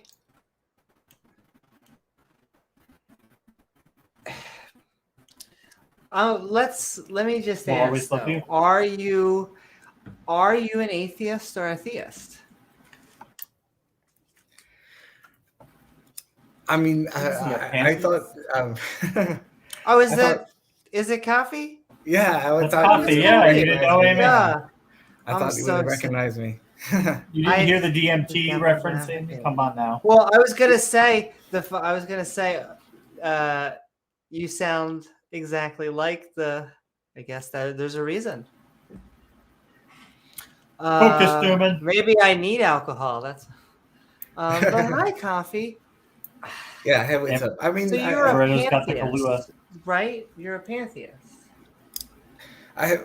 People say that it's hard to put it into words. Like people say pantheist, pantheist. All inside God. Because people have this misconception that it's like I'm just getting a picture of nature. Like atheists will say why call nature God? We have the word for it. It's the universe. But Jen has another word. Or was it the morad or murad? Or does it have a mind? Monad, the monad. Well, I like you guys. I've been on the show before. I guess to pick off somewhere. Mysticism. I described kind of like a merging, like a unison, like a blending. And so it is thought of in the mind in the sense that the mystic, merges with this the sense of like all past and future collapsing into the moment, a permeation of infinite unconditional love that you acknowledge, in the past, and but it's all seen, we're talking about it in like words and ideas right now, but for the mystic it's not that, it's the it's the entire reality. All consciousness has transformed into that, and that's why it's hard to talk about, because we're not in that. You haven't been blasted with 20 dried grams of mushrooms right now or something, because I know you said you've taken a heroic dose, Amy. I don't know if you ever challenged yourself to go higher, I mentioned that I kind of take it. I try to take it annually, and honestly, I haven't taken it since like 2019, because nonsense of 2020, the coronavirus. I think you're all right. Bullshit. Assimilate what you've already done. I'm a proponent of how should I say this? A careful usage of psychedelics. My only thing is that I've at least done enough to where I have came back with amazing experiences, but I'm still skeptical of anything outside of time and space, if that makes sense. Because I don't know how, when we talk to the quote unquote classical theists, the Abrahamic religions, they're talking about a creator deity, a guy who wants to really thank him for this whole thing around town. And so it would be nice to come in contact with them. But if it is just kind of like this, I don't want to say nebulous, but if it's just this, why even call it a god? Why not just say that it's the universe, The force, force, or the universe? the monad. Oh, I guess that's what I was trying to get at. I didn't when y'all were talking earlier. I didn't disagree with any of the points that y'all were making. I agreed with a lot of points you were making. James was making. I think there is this like a hidden assumption that because I've been criticized heavily saying that like atheists will tell me like strong, when we say strong man, we don't mean like God is literally this Zeus like entity, but I would disagree. I think really a lot of atheists are trying to say something like that when they argue something like when they say leprechauns or unicorns or the mafia boss of Matt Dillahunty. There's so many Well, examples. can I, in Matt's defense, when he's speaking of the mafia boss, he's speaking of the Abrahamic God. Yes, but and nevertheless, he's still never. He's still interpreting it in this kind of like sky daddy sense. Like, that's what I'm trying to get at. That atheists They want to do say call that. him Father. I get what you mean. No. Oh, yes. I don't know because like I study very deeply the mysticism surrounding this, and the mysticism is at its core. There is a facet of Christianity referred to as Christian mysticism, but I guarantee you're not going to hear it from Darth Dawkins or the only person that might be interested in Well, you will never hear anything about his own beliefs from Darth Dawkins. But yes, continue. Sure. Yeah, I mean the Never get a theologian, question there, right? No. I listen to Can't beat the people like script. yeah. I mean I don't I've heard Darth Dawkins, but that's not necessarily who I listen to concerning theology. I would listen to like people like Ted Nottingham or Bishop Barron. You probably heard maybe some of those names. A lot of people have heard of Bishop Barron, but yeah, that's who I more pay attention to. Not Darth Dawkins. And there is this distinction that I think is fundamental. That um, you know the so-called sky daddy notion, and I know you could recognize something ultimately separate from that, but I think that's still something. It's fundamental to I think atheist understanding of God. In other words, it necessarily places God outside oneself necessarily by holding that view. Is he outside? Is he inside? Is he both? I would Well, say. Oh, continue. in other words, what I mean is, I don't know if you recall last time I was sort of making this point that if you think of theism and atheism as this dichotomy, if you choose atheism, that's your choice. Do you think it's the fixed, concrete choice? Like, how do you hold evidence for that? You know what I mean? I believe there are good reasons to be an atheist. I am more than just the I don't know, because I don't know, truly. And yet I think there are good reasons to knock down any version of an actual mind God, like a God that really cares about whose relationship we He get loves into. you. But he loves you. Yeah. I think that type of God is actually quite ridiculous at this point. It makes sense in mythic structure. We've been doing it for thousands of years, and I can't take pot shots at my ancestors because they didn't have the information that I had. But you are doing something kind of a little bit different. I mean, the problem with the Sky Daddy analogy is that many, in our view, religious people have that view of a father figure. And so I'm just trying to separate it out. You may not have it. You may not have the Sky Daddy view, but there actually are many theists out there that they are talking to Daddy and they're looking up. I mean, I No, hate to make the joke, but definitely, and no, that's a perfect point because I interact a lot online and stuff, and a lot of people make this point, and it is true. A lot of people do, and I think it's because I immerse myself in the theology, you know, and if I'm gonna benefit anything from it, if I'm gonna make any distinction at all, you know, it is that I think there can be a theology that can be discerned that's separate from the so-called sky daddy. In any religion, if you like refer to Greek philosophy, for instance, most people believed in Zeus and, you know, the Olympic gods, and that was what the mainstream religion was of the time. And this is, but it wasn't held by the Greek philosophers.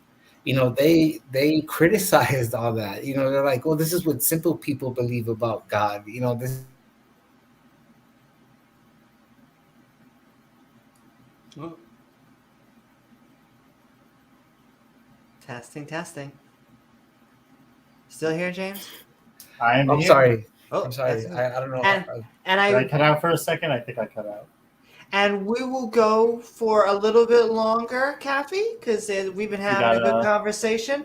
I Nick. saw DeFreak was backstage. He popped out. If you want to pop back on, our call-in shows are given priority spots to people who disagree with us, but we are going to send. We got the lovely and talented Nick backstage. He has The told verbose us personally that he is going to get his $400 jacket nice. Poor Nick. Oh, poor I- Nick! I can't help myself. I'll be glad to drop out. I'm sorry. No, Thank you for the actually, time. Kathy, no. Before you go, Before she's you're not done. actually. I would actually say you are the. We are looking for theists. I wish we would get the Christians that would come on. We've been saying, look, if you believe in a 10,000 to 6,000 year old Earth, I think that's a silly belief. 6-day-old Earth. Gee, holy moly, how silly can you get? I'm throwing the gauntlet down right now. That is a silly belief. Come on here and tell me I'm wrong. I Come on our sheets. come on my sheets. Could be wrong. It could be that it really did happen in 6 days, 6,000 years, or 10,000 years. I think that's quite silly. Does that mean you're stupid? No. You could be a brilliant person. I just think that personal You just belief believe is silly. something that's yes. Exactly. All right, now there he goes. He's got his uniform back on. Oh, see, we got teasers, but okay. So, Kathy, we have been calling me skeptical. We have been asking about EMT. creationism and intelligent design. Do you consider yourself a creationist? No, I do hold to more Eastern, I guess, philosophy, like a Hindu view. They kind of saw the world as or the universe as cyclical. I think I mentioned before, like if you mentioned the Big Bang to a yogi, he would say bang bang bang. You know, Like that Rammstein. that it's been kind of like going on forever, and they have this kind of view that if metaphorically I guess God in a way forgets that it's God to play the various roles of ourselves, and it does that for eternity, because you wouldn't want to always know that everything. You wouldn't want to know every single aspect of all things, so you necessarily have to have ignorance. So in other words, like if you knew everything at all times, there would be no reason for me to say anything, because you would know everything I was going to say. There'd be no point to anything. Sounds like an episode of Loki. Yeah, with Yogi. So yeah, so in order to share an experience, you necessarily have to have an ignorance of what someone's about to say next. You can't know it. It has to be out of some kind of I wouldn't say randomness, but all the things we get into here. And I thank you for the opportunity. Appreciate Absolutely. Thank you Thank so you. very much, Coffee. We'll be on Discord afterwards, but it was a pleasure talking to you as always. Sure. I'll try to make it there. Thank you. Thanks. And all right, we're about to get Nick in, but I just wanted to say hello to Donna and Bubblegum Gun and Randolph Richardson. Woohoo! Sending love to all you guys out there. But if you are a theist, a creationist, any type of, if you believe, I hate to Randolph, put the earth he's a as young earther, flat. right? They hate, exactly. But I mean, anything that Oh, we got the Tang Gang in. Tang Gang, yo, baby. There he And goes. all right. Woohoo! Yep.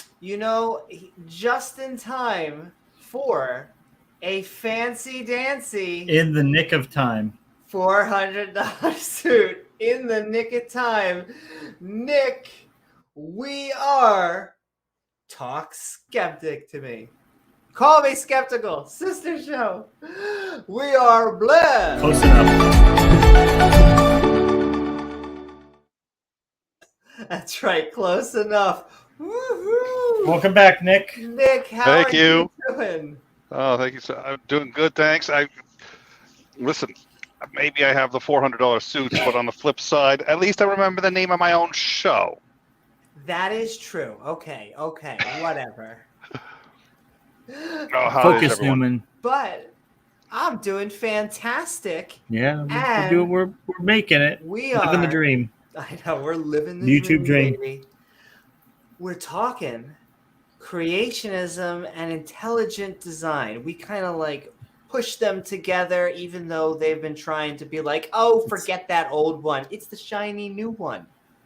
It's like a What are your bullshit thoughts? sandwich. Yeah. Yeah, exactly. Oh, yeah. Speaking of, I found this. So let me A picture of Darth Dawkins' lunch? Yes. Oh, It's a unique picture of Darth Dawkins. Hold on a sec. There we are. Dropped it in. If you can screen share that. Actually, I suppose maybe I could, but that is an interesting image. And I'm getting that idiotic echo again, so I'll probably have to refresh my browser, but for now, so. And it is. It's actually a cutaway of Darth Dawkins's mouth and throat. I couldn't get it to load on mine.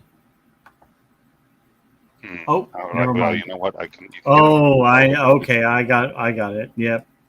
The Here we are, ladies. one of the best examples of bad design. Yes. So we talk about intelligent design, but what we have here is the laryngeal nerve. So this nerve connects your voice box to your brain. Now the distance there is about 1 inch, but the laryngeal nerve doesn't go 1 inch. It goes actually about a foot. What it does is it goes 2 feet, because it goes from the base of your skull a foot down to your aortic, whatever that arch is. Oh, the aortic arch. Duh. And then goes right back up Name, right? to go to your voice box. So this intelligently designed body, and this is one of many examples, but this is my favorite. This intelligently designed body has a nerve that takes a really weird route and travels 2 feet to get to a target 1 inch away. Now that might seem bad, but take an animal like the giraffe, and that same nerve snakes all the way down that neck and all the way back up that long neck. 12 to 18 feet in a giraffe to hit a target again. In that case, it's probably closer to about a foot away. In a giraffe is where the target actually has to hit. But yeah, it's insane. Way longer than it has to be. I'm sorry, what? Way longer than it has to be. Yep. So this is one of those things. Yep. Oh, okay. Nope, sorry. So this is one of those things that scientists have known about this forever. I mean, the very first person to dissect a human being figured this out when they got to the neck. The question is why? It doesn't make any sense. It's the most idiotic thing, and there's no reason that we could figure out for why this is until Darwin. And once Darwin did his work, which, by the way, he did not invent the theory of evolution. The theory of evolution was invented by the Greeks and existed for a very, very long time. They knew what artificial evolution was and have been doing it for a while. Every culture since then has done artificial evolution in one way, either with dogs, plants. That's how we got corn. Is we understand evolution. We've known it for a while. But the Greeks said, yeah, it can't really happen naturally because something would have to guide it. There's nothing guiding it. Darwin figured out what was guiding it, and he called it natural selection. That's why his book was Evolution by Natural Selection. We already knew what evolution was. He didn't make it up. It's not his theory. It had been around for a while. What he figured out, what was interesting about it was it explained all of these really idiotic things that we couldn't figure out about ourselves. And one of them was this nerve, because if we evolved from an organism that was actually either swimming or on all fours, when we're down and there essentially is no neck and the head is part of the body, that nerve actually would travel directly to the voice box. So how did we get to this? Well, as we evolved, the nerve can't break. The nerve can't break and then reassemble outside the aortic arch. So as we develop a neck, learn to stand, Fish don't have necks. other things, that nerve had to grow and stretch as it was dragged through the body because it just happened to be on the wrong side of that arch, which, without the neck and in our ancestors, was all the way up to the voice box, and it was intelligently designed, if you'd like to say. So people say all the time, well, if Darwin's right, why wasn't he able to predict things? He answered questions that had been mysteries for thousands of years. And nobody really cared, but they were aware that this nerve, like, this is the most bizarre thing. Why would God make a nerve do this? He wouldn't. Evolution would, though. Just to troll you. Just to show, well, or that's a good point. The other theory is that God said, I want you to have faith, so I'm going to just fuck with you. I'm going to put, like, fossils and different layers, and if you look through it, you're going to sit there and say, there was no flood here. But really, yeah, and if you have enough faith, I guess you can ignore the evidence. Oh, dear Lord. I'm feeling snarky. So thank you for showing that. That's one of my favorite. I'll tell you, Amy really loves to study the human neck. Oh, Yep. Do I? Well, and like I said, From the Darth inside. Hawkins, it's a little known fact, he was the model for this. I don't know why. Doesn't seem like something he'd do. You're but calling this the Gary model? Is that what you're saying? Oh, so how is everyone tonight? Doing pretty good. I'm waiting for these creationists.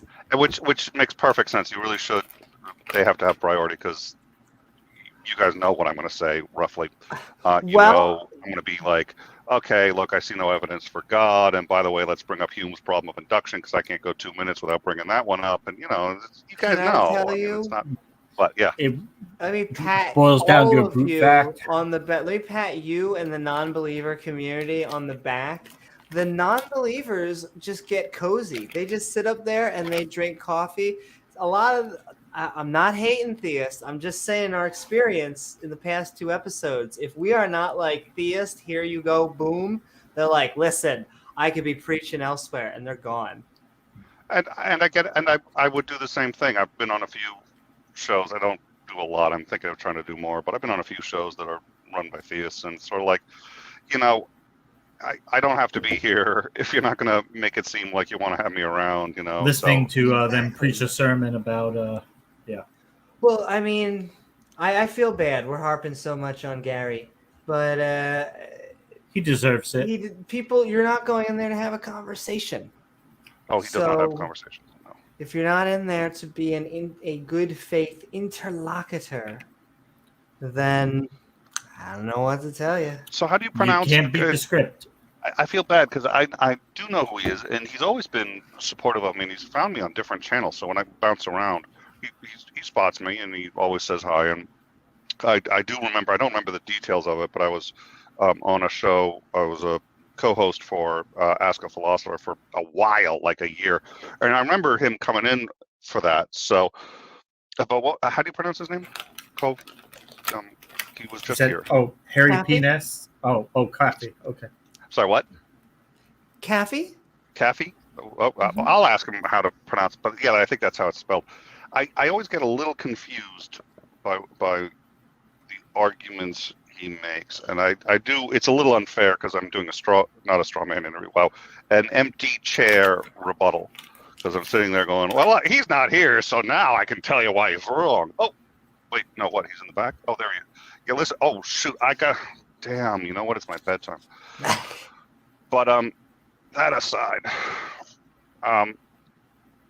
we all have experiences we can't explain. I think it's okay to say this is what it felt like, and I think it should. I think you should embrace it. But I don't think it's evidence for anything. That's not true. That's unfair. I think you have to be very careful that it's evidence for whatever it appears to be. And I may have used this example earlier, and it's one of the best examples I've ever seen. It's obvious that the sun moves around the Earth. Anybody who looks at it sees every day that it moves around the Earth. Yeah. That's what our intuition tells us. That's how we process information.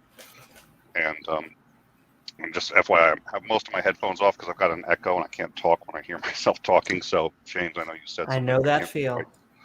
Yeah, it's the browser. I got to remember to use the right browser when I connect. But, okay, so that's human intuition. Big tech. And I'm sorry, what? Big tech, they're trying to screw you over, Nick. Yeah, exactly. It's Bill Gates. He knows I know the truth. You Bill Gates. So I forget the philosopher, but it was somebody who had said all of human knowledge is the result of fighting against human intuition. Our intuition says that the sun is moving, and it doesn't take any real open mind. You have to sit and think and realize it would look the same if we were honest. It would look identical. There's no way to tell. So, yeah, people feel one with space and time. I don't know what that means, but until you test it, you know, and I've felt profound feelings, and you take the right drugs, oh dear Lord, you know, take MDMA, any significant dose of MDMA, you'll be in love with your carpet. And I'm not really entirely kidding, because, you know, you're on ecstasy, it feels good to feel. Some people are like, rub on their carpet. Yeah. Thank you for that, Nick. I'm sorry, what? Thank you for that, Nick. Oh, you're very welcome. Just don't ask how I know. Not asking. Nobody asked. I appreciate it. I think you did that more for yourself than for me, but I'll take it. Yeah. So, Not that this channel endorses anything.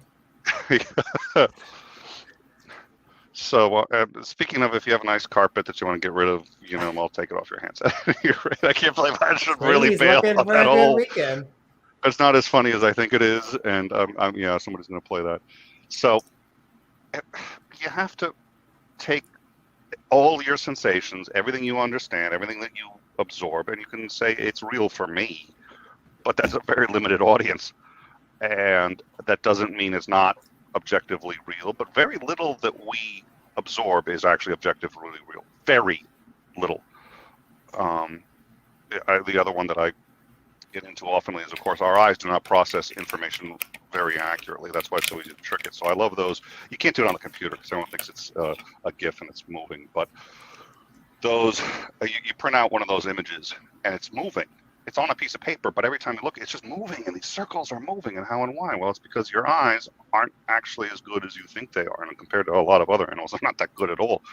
You think you see motion when there isn't. You think you see things one way, it's not. Especially when as soon as the lights go down a little bit, when shadows, you really see very almost nothing. You see all kind of crazy stuff when in low light, and that's our most powerful sense. And it's really easy to fool. It's not accurate. And you want to really have fun, go talk to a detective someday. Talk to them about eyewitnesses. You know, if you have 20 eyewitnesses to a bank robbery, you'll get 23 descriptions of who did it. And that's all based on memory, too. Our memories are so bad. We actually reconstruct our memories based on what we need at the time and what we're thinking. Yeah. So our memory's bad, sense is bad, our emotions interfere with everything. What we want adds these biases that everybody here knows about, the confirmation bias, all this other stuff. We filter out information we don't want to hear. We don't even do it consciously. And experts at it still do it because we're hardwired. You can't stop it. You can train yourself to catch it and try to... You can minimize it.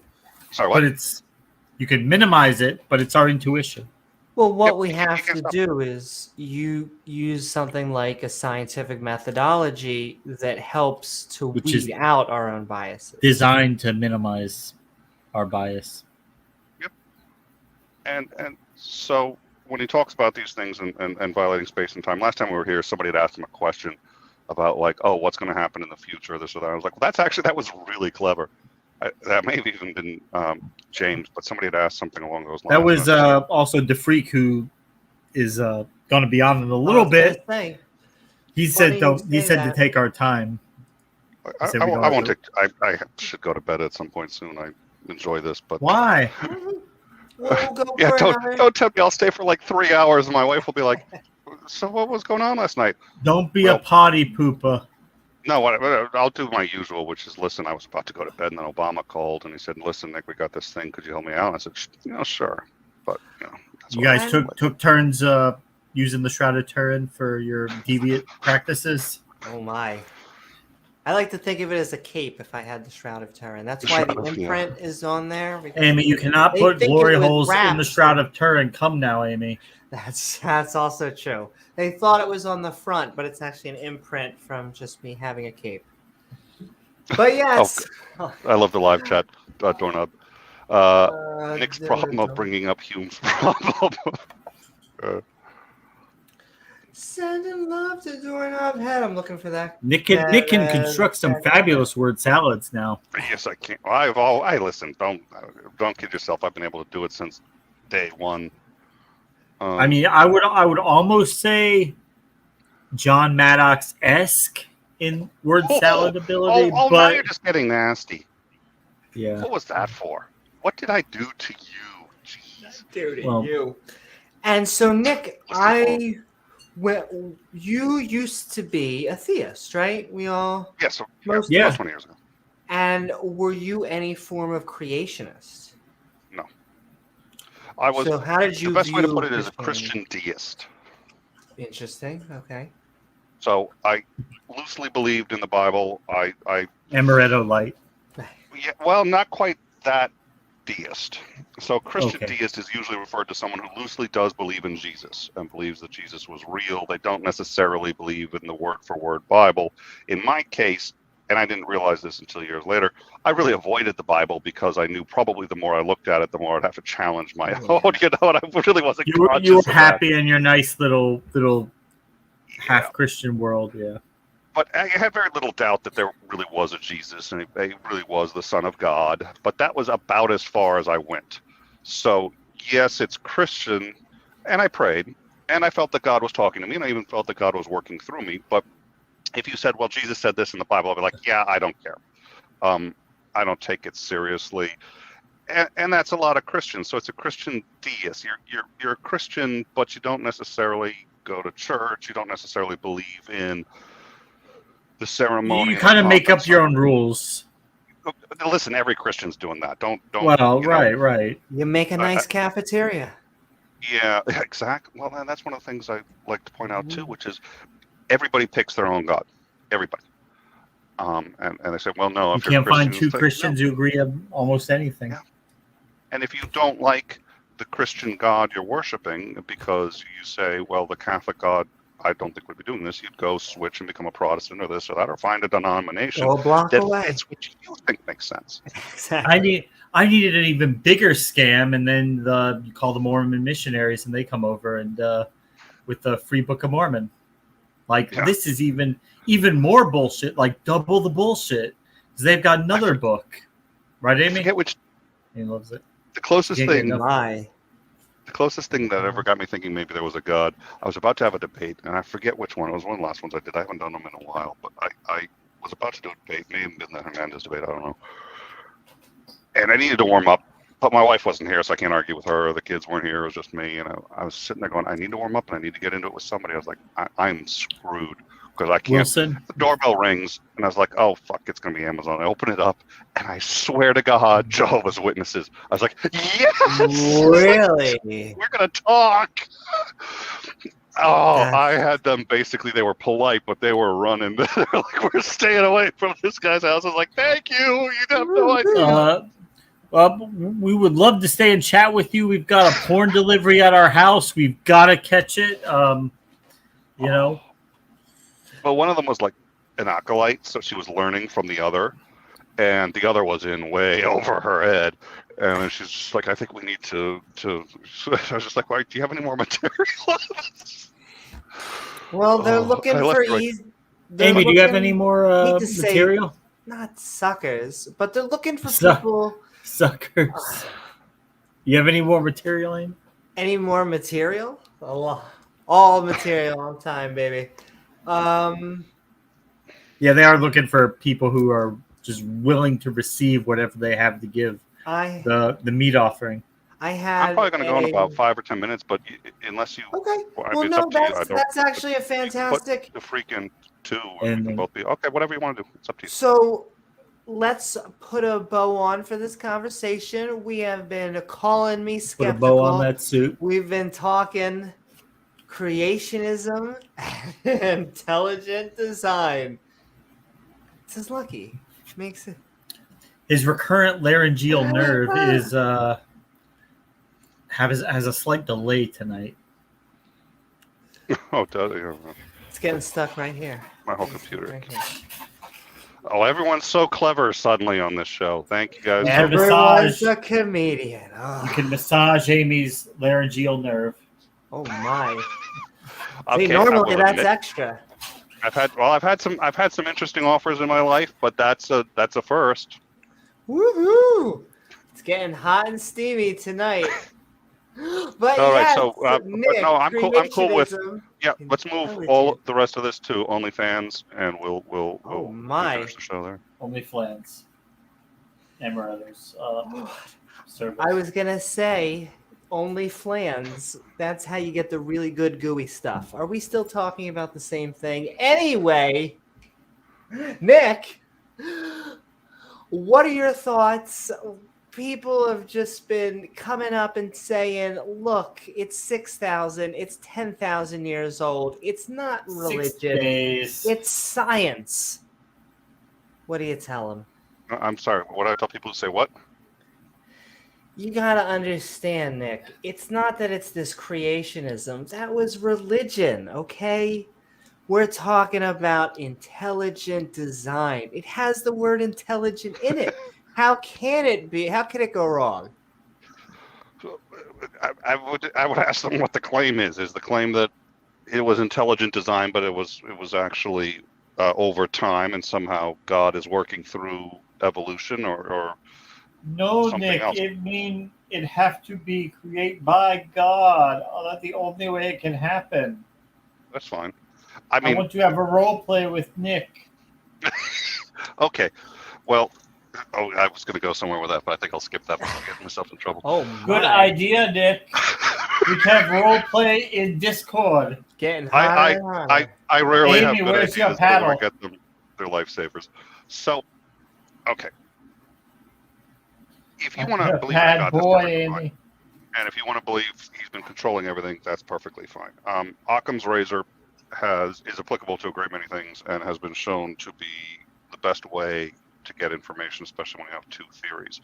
So far, we've never found anything that requires God to exist. We used to think he was required. He was a great answer when we didn't understand something. We put a pin in it. But we're realizing that's not a great way to move forward. And once we stopped doing that, once we stopped putting God into the equation, that's when we started learning. And you guys have heard this before, but I'd reiterate this, which is science has accomplished more in the last 400 years than all of human knowledge was able to accomplish in the 99,000, ostensibly, if you're conservative, years before that. So I'm going to stick with what's worked. And what's worked says if we don't need to add superfluous things, don't add them. It's a bad idea. So if you can find evidence for God and something that he has done, I'd love to hear it. And I'd love to have a discussion on that. But to simply say, well, I think it should be there, or to say, well, gee, Nick, what's your alternative? I don't have an alternative, and I don't need one, because that's a gaps argument. It's the single most employed argument in human history and the single most failed argument in human history. So the question is, what evidence do you have to say that God's been directing this? Because we don't need it. We figured out how it can work without it. And if you've decided in the end you don't care and you want to add God, you can go right ahead. What I would object to is you teaching it to other people, demanding other people learn it your way, and saying that you're going to fly in the face of science, which we know has worked, that method which we know that works. It does work. Yep, and that says that right now we don't see how or why to add it. Keep your eyes out. You know, there are people who are trying to say he's in quantum or the quanta or this or that. So if you find him somewhere, go find him. Amy's looking right now. Everybody's looking for him. So if you want to remain optimistic that we'll find him, great. And if you want to say you know in your heart we'll find him, great. But don't put him where we haven't, because that has a very bad history. And if you want to compare the history of people who have added God and used that as a justification for anything, compared to the much shorter but much more successful history of science, I don't think I should have to justify taking the most rational position possible, and that is not to assume God without evidence. Woohoo! Absolutely. And thank you so Nick. very much, Nick. My pleasure. Thank you guys so much. Have a wonderful evening. You can find me on In Time Show on YouTube, youtube.com/In Time Show. We talk all sorts of stuff, but I'll bail. So, oh, you got it. So politics, religion, science, we it's a discussion show, it's an interview Just show. in the nick of time, Amy, you got it. Yep. So come enjoy it. Thank you guys very much. Have a wonderful evening. Thank you, DeFreak, for being patient, night, and I Nick. will see you guys soon, I'm sure. Woo. Night all. Thank you so much, Nick. Sending hearts. And all right, we're about to get DeFreak in here. But just a reminder, we are Calling Me Skeptical, and the link is in chat. I will send it again for everybody, but we're about to get DeFreak in here.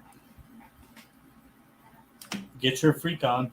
Get the freak on. Hey, I'm always happy just when when theists come to talk. I wish, all of the Antangelo hasn't been around. John Maddox, standing for truth. All you guys, you're all welcome. Even praise? I guess praise. Yeah. I guess. No, we love praise. Even Gavin. Gavin, would you want to come on the stream? Yeah, see, he said he'd come on the stream. How can he say that with a mouthful? Was he not up and down? Exactly. The link of which is right there, ladies and gentlemen. But all right, we're going to be switching into DeFreak. For better or for worse, here we go. Hope you're doing well. We are Call Me Skeptical, and we are asking creationism / intelligent design. How are you, DeFreak, and what are your thoughts? Good, thanks. I hope you. Well, I think you're doing good. I'm having fun listening to you guys. Always.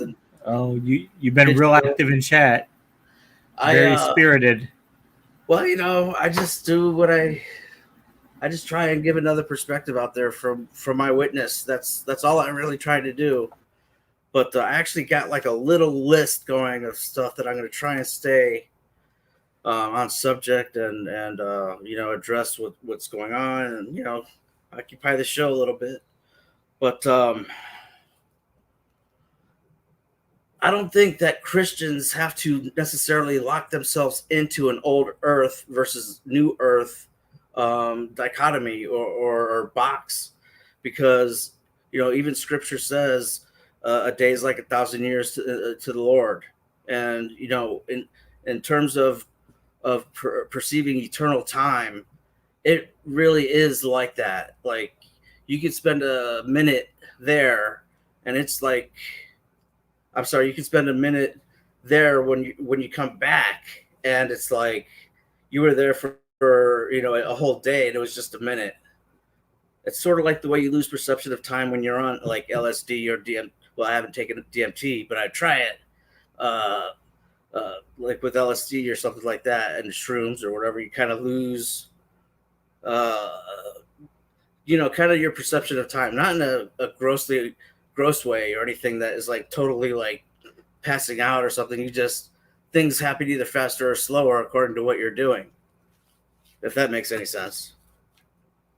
So Time dilation. Basically, God isn't bound by time or anything like that. So he could have well created the earth and the Big Bang, 13 billion or whatever they say, and earth is 4 billion, or I don't know if that's the latest, but that could all be well and good, and all the fossil record would still be intact, and all these other things, on record. But what could be the 6,000 to 10,000 year new Earth kind of theory is the point where, I guess Neanderthal or whoever became the able to read words human being that was able to keep record. So like the start of the current Homo sapien point in history.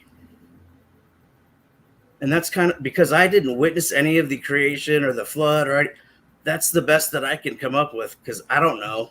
Unless Kent saw it, how could he really know? Did he see it? I don't think so.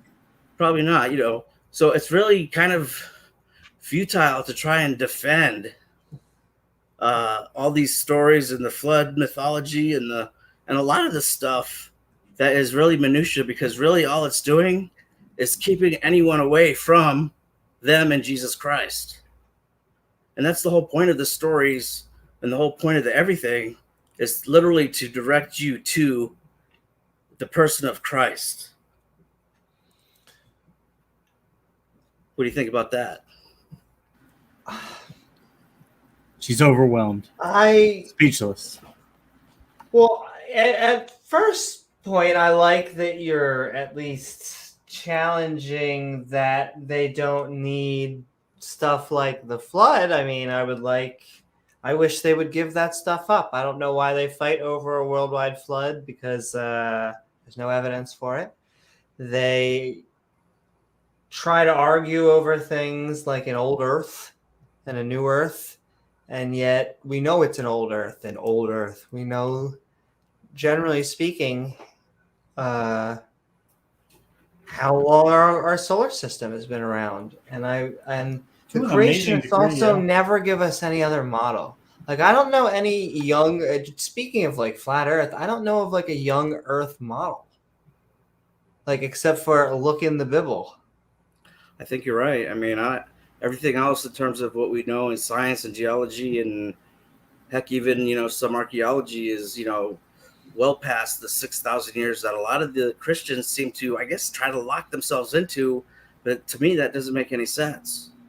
Why bind yourself to something that you didn't witness, and then like just hold to it no matter what, just to say, yeah, God or whatever. But then never talking about Jesus, never talking about redemption, never talking about the gospel, never talking about you can know him. that kind of stuff. It's just arguing for argument's sake at that point. Oh, and another thing, my the avatar that I have on here, I don't know if they can see it. Oh yeah, they can. People ask me, what did God look like? What does he look like? That's what he looks like right there. That's what you The Father remember? God himself. He is like the source of all things, the light. He's the source of the light. He is the light. Of course, there's no black anywhere near him, anywhere around him, so it's light on light. But that's pretty much the way I perceived him when I saw him up, kind of up close. Can I ask, does God have a mind? Yeah, he's all minds, actually. He's all minds. He's all minds. That's, Our minds are literally figments of his imagination. can I Not. ask, because this is becoming my new mantra, is that I believe that gods are contingent on humans. I'm starting to believe that. Kind of the opposite of what I would say many theists are proposing. What I am then saying is that if the humans go away, so does the God. And so I guess my question will be, what do you think of that as the inverse to the normal theist position? Well, I mean, that would be something that I would see the flesh logically being able to reasonably come up with that's sane. That makes any sense. Why not? Because we think, unless we've had an experience, something profound, we think that the particle plane, the physical matter that we're made up of, and our five senses is all that there is.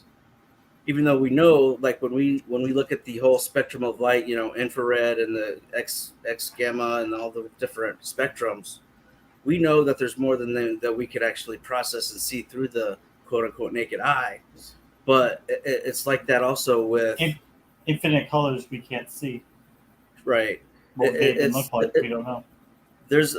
God is like that in a lot of ways. There's dimensions. There's I don't know if when I say the veil, the pulling away of the reality that's what right in front of you makes any sense to anyone. But it's kind of like that. It is literally like that. I mean, to him, it's just a matter of pushing the curtain away from the window, and you're in a different realm of his reality. Even though to us it doesn't seem like that. We think we're trapped in this. Well, we are, and we're trapped in this prison of physical linear time, which kind of sucks. But everything has to be witnessed. Hey, I actually like time causality. It can be kind of kooky. That's why we sometimes do nonlinear editing. Actually, the fact that total tangent, but the fact that nonlinear editing even works makes our brains so weird. The fact that we can process time differently, we can go forward and back, as long as we have a universe, a narrative going forward. See, I'm going back and forth to Freak, because you actually, there are some things I want to press back on, and yet there's some things I agree with you on. Like, because would you consider yourself a creationist? Well, I know that God is the original originator that created everything. He is the source, the point of origin, the thing that created all things. Fundamental, the everything. He was always there. It was him. It was always him. There's nothing before. There's nothing after him. He encompasses all things. And so you could say, I just don't like labels or whatever, but so yeah, I mean, I think creationist. Label? I mean, I guess that would be yes, because I know that there is a creator, and I know that it was God, and I know that it's the God of Israel. The God of Israel. A creator?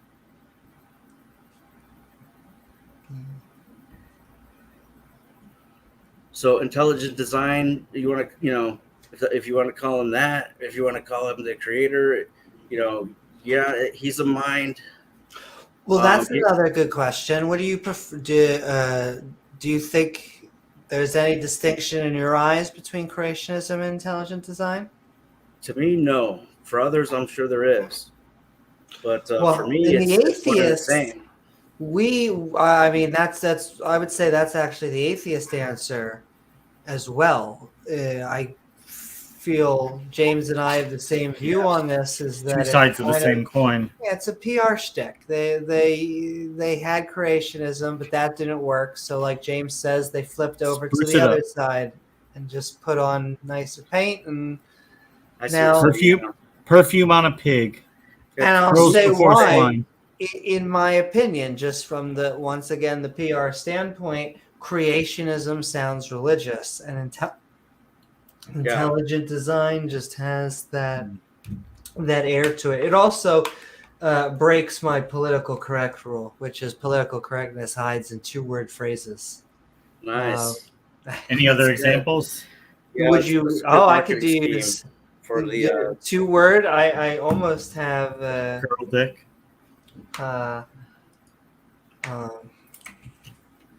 One second. A list that I've been acquiring. Of 2-word combos or 2-word combos, Okay. yes, because there's a lot. If you think of any type of political jargon, they kind of like doing that.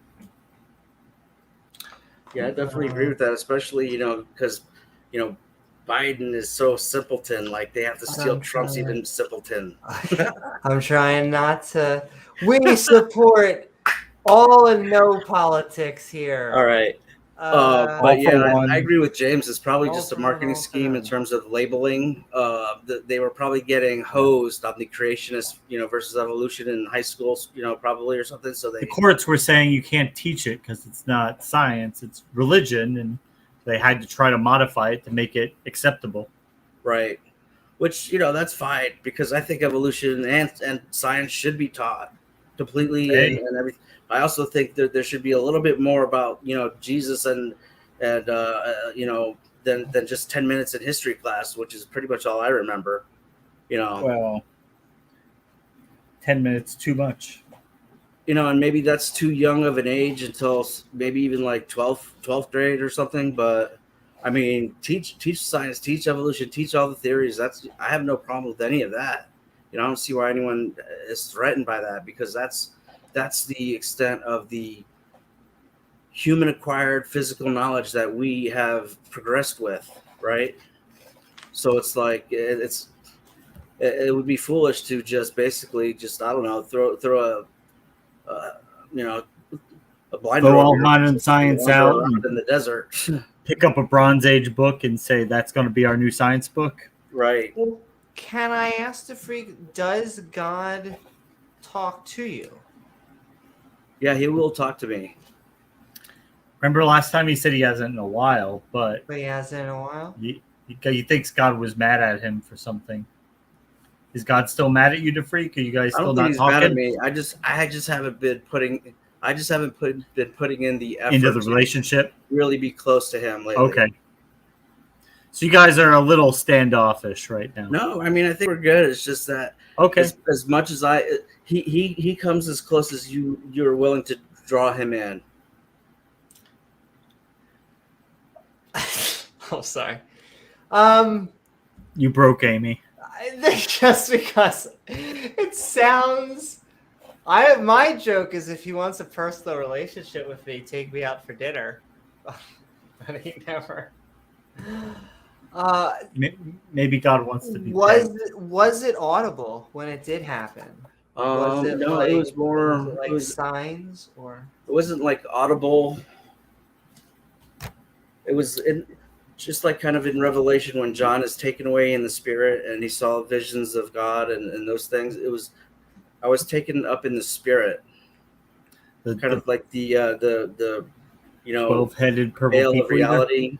It was just like at an instant. It was just all of a sudden I was just there, and I knew it what happened, it took a second to process what happened, but then I realized what I was looking at, and I mean, I was just overwhelmed, and then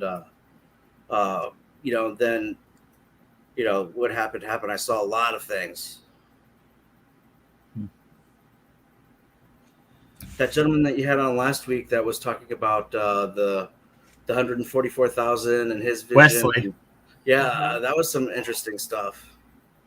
Is it line up anything with your conversations or your messages from God? No, not really. But Any similarities? No. No, not really, not at all. But that doesn't surprise me because I mean he's not a cookie cutter kind of God. He's individualized. I mean, he's really a specialist kind of a very. God is like cafeteria. Can I ask the freak? Have you ever found someone that has had the same views as you, where you're like, "Holy shit, we finally get it"? Actually, yeah. There's been one woman who kind of had the same experience of visual and the seeing the source of God and kind of our final destination. And also it reminds me, there's actually a Roman Catholic priest, sermon giver on YouTube, and he made a video that he talks about he was brought before the Lord, before the God of Israel, and he explains it a lot better than I do, the way that he looks and the way that his glory kind of radiates and everything. So I'm going to try and find that and clip it and make it available, because that was he describes it a lot better than I usually do. Like hearing like the freak describe it, it sounds similar to like what you hear from like some of the New Agers, like people who probably wouldn't label themselves as necessarily religious, but more like spiritual, maybe reincarnation. I don't know. Not classical theism. And yet you kind of identify, but he is kind a of like a classical smorgasbord, basically all the three, or I mean, I think Christian, I have the born again Muslim. yeah. I think I have a lot of the scriptural beliefs that most of what we would call the church or whatever believe, but I've never been part of the church or anything. I think I went like for a year to this one in Florida, for a little while, but what kind of church? I wasn't raised religious or anything. I didn't go to church. I didn't really, fit in with them. I still kind of really don't. And, they seem to kind of reject me anyway. So, I just stay close to him as I can. If I may pat the non-believers on the back,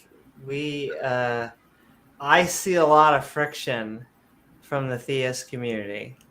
They just easily splinter. They easily attack each other, and they get more vitriol at each other than the atheist. It's rather funny. I think you're right, actually. I think you're right, 100% right. There's they'll fight over the name, all the different names, and then like get down to ad hominem, whatever insults, and just be like, and it's funny, but it's kind of sad, but it's like, it's not like he didn't write that in scripture so that we would know what would happen. So it doesn't surprise me, but it's just, doesn't have anything to do with Jesus, but anyway.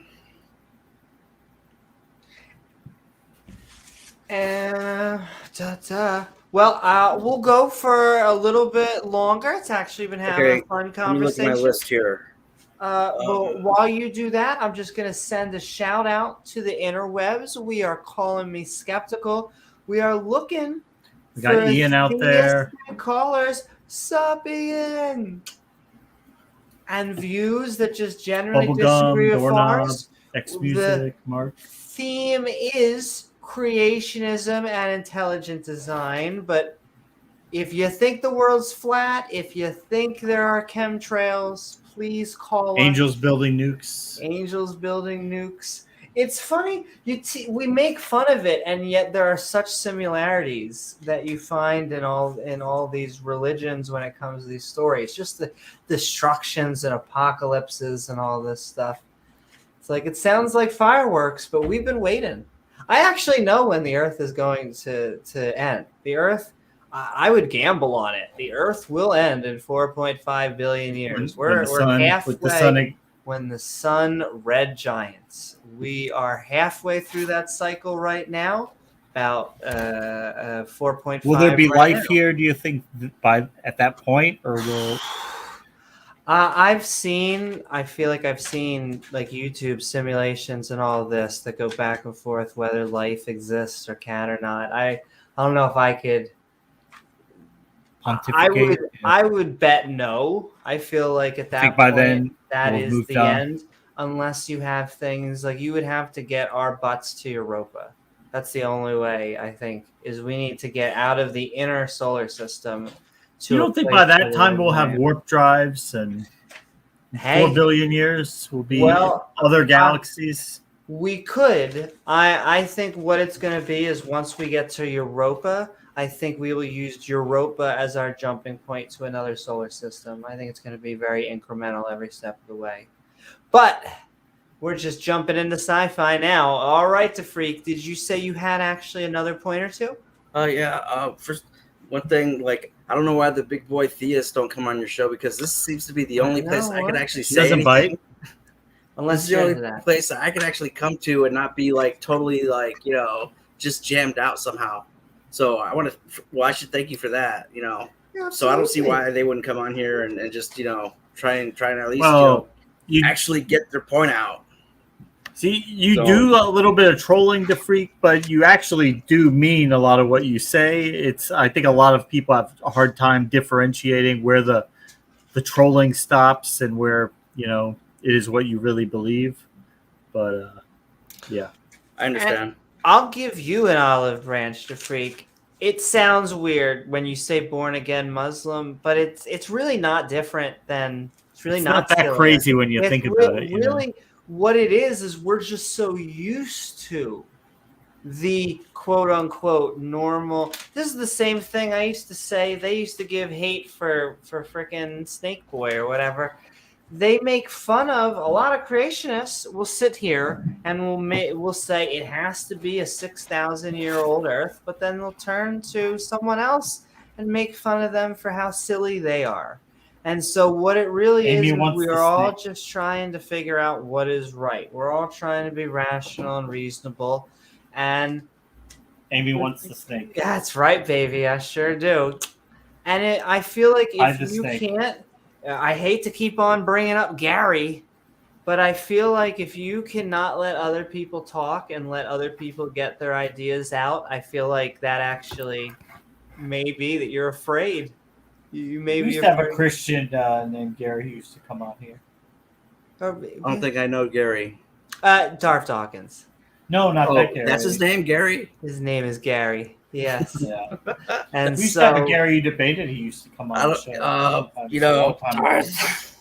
I think Darth is looped up, man. I think someone cast a spell on him. He's looped up, man. He cannot get away from the one line of questioning, reasoning, and He's got he'll a stick script. to that loop forever. I think someone we're looped him all up, man. in the YouTube He's debate done. community. We all like Script. debating. We all want to rack up imaginary points. But when you are just there to just try and basically overwhelm other people with questions that they don't understand so that you can then slap them down when they ask questions, you just walk away with bad interactions. And so I don't think he quote unquote saves anyone.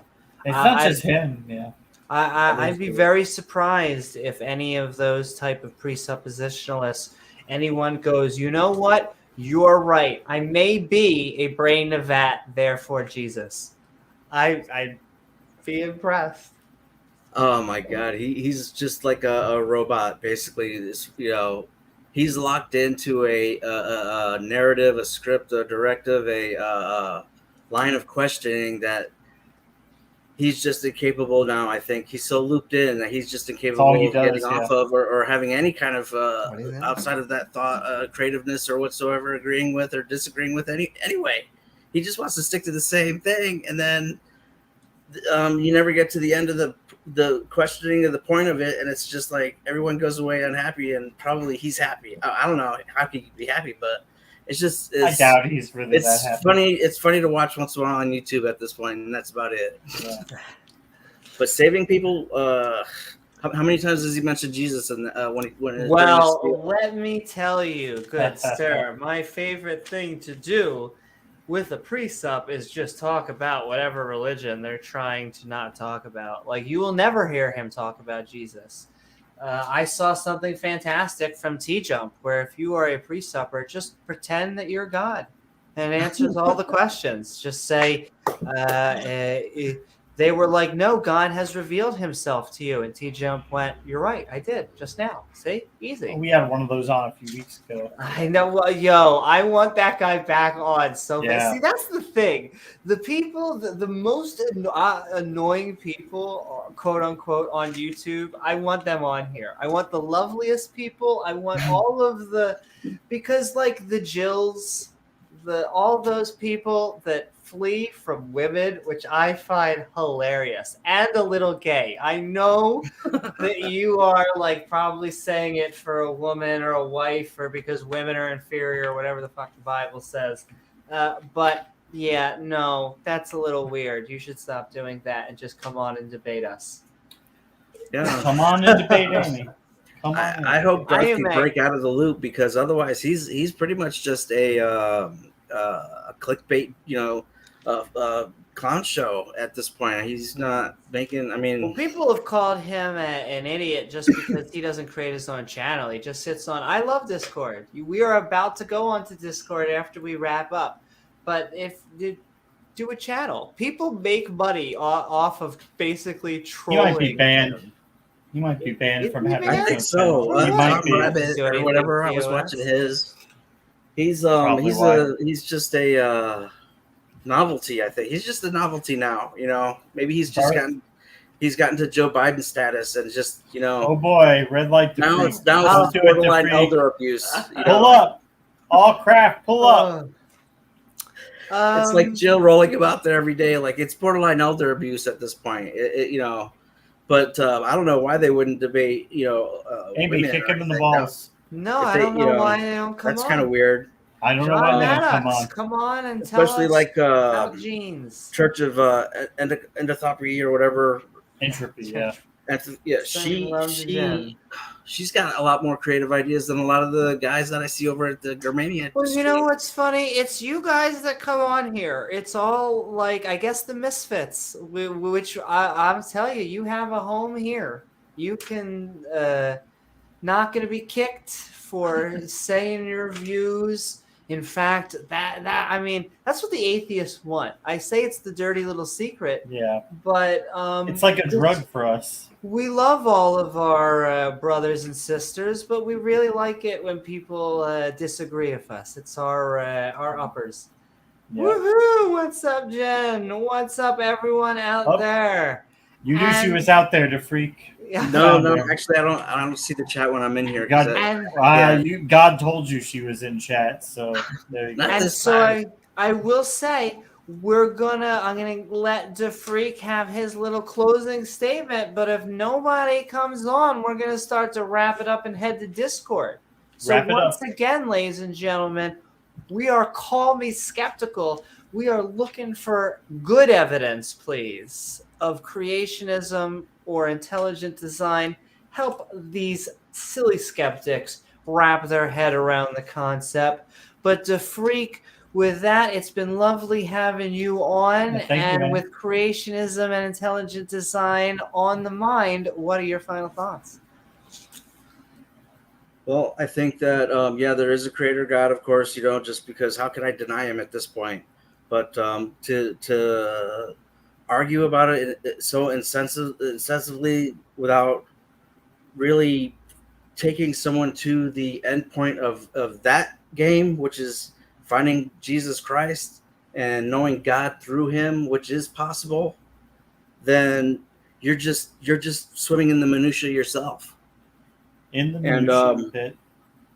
Another thing I hear from people that are atheists that were believers, and they say, well, how come how come after me 20 years praying and being obedient and whatnot, hasn't he ever even made a peep to me? And that hurts me. It breaks my heart. I'm like, why, Lord, myself? But You would want other people to have the same type of experience. absolutely, His love is too good not to Life-changing share. experience for you. Absolutely. So it's like I equate it to kind of the woman who touched the hem of his garment with the issue of blood. If you know that story from the gospel, where she was, How old bleeding. were you when you had that, if I can ask? I was 36. You were 36 when you had that meeting with God? Okay. Right. And that was about 10 years ago. Before that, what kind of Christian were you? Were you a regular Christian, or what? Where were you I at was before secular. that? I was secular. I lived in the secular? world. Okay. I thought that maybe I was hoping there was a God, but I didn't know. I was just living in the flesh. I was married. I had a family at one point. I was just a normal middle class, Yep. run of the mill, regular kind of Joe, I guess, whatever. But Yeah. I didn't think about it or anything like that, but it came to a point where things were happening and things happened. And then I needed forgiveness for something that I had done, because I always consider myself a good person, but something that happened that I did that hurt somebody, I couldn't live with what happened. So I needed forgiveness. And, when I heard about how to get it, I pursued it. And it was almost like the woman who touched the hem of his garment. How bad do you want him? So that was all I wanted to say there, because I've got nothing to promote. Oh, one more thing. The Tang meeting that you guys are going to and stuff. And just like you said, that's kind of the dirty secret of this is the thing that the church should be doing. This is about fellowship. I think it's going to be a great event for you guys. The church is failed institution because they're still, I don't know what they're doing, but really they should be focusing on the fellowship, the thing that Tang is doing.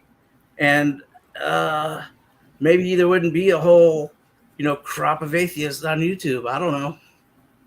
So thank you. And till next time.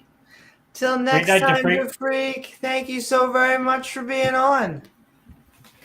Thanks for coming on, the freak. And all right, ladies and gentlemen, we're going to be on for a few more minutes. Just a few more minutes. But if not, I think we're going to wrap up and head over to the Discord.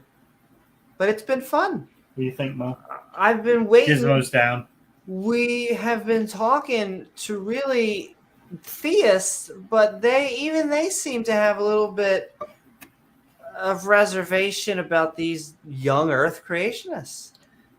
It's a unique strain of Christians, even. And like, here's the thing: you don't need necessarily creationism to be a Christian. I was a Christian years after I gave up on creationism, but it does become a little bit of a slippery slope, because if the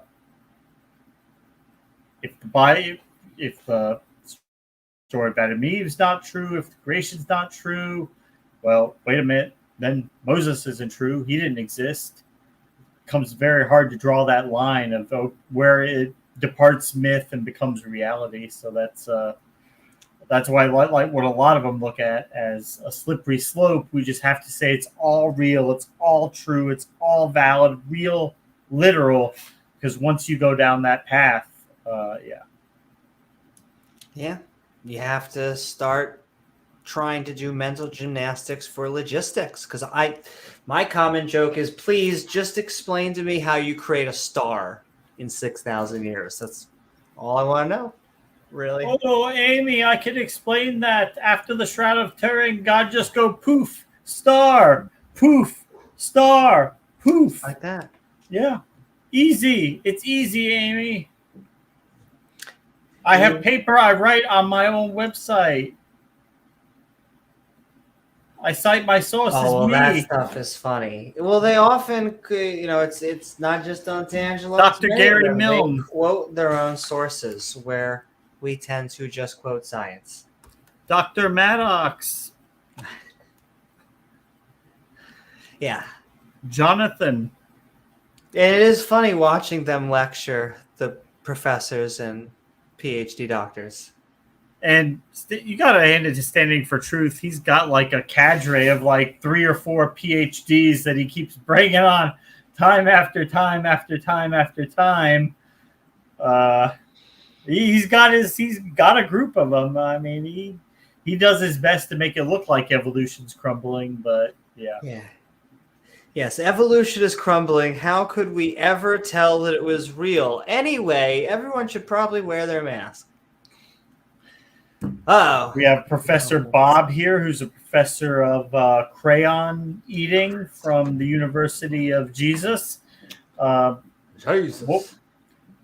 So, Professor, was the flood real? Absolutely, yes. It lines up perfectly with everything we see in geology, the flood. How many other geologists think that? I don't know of any.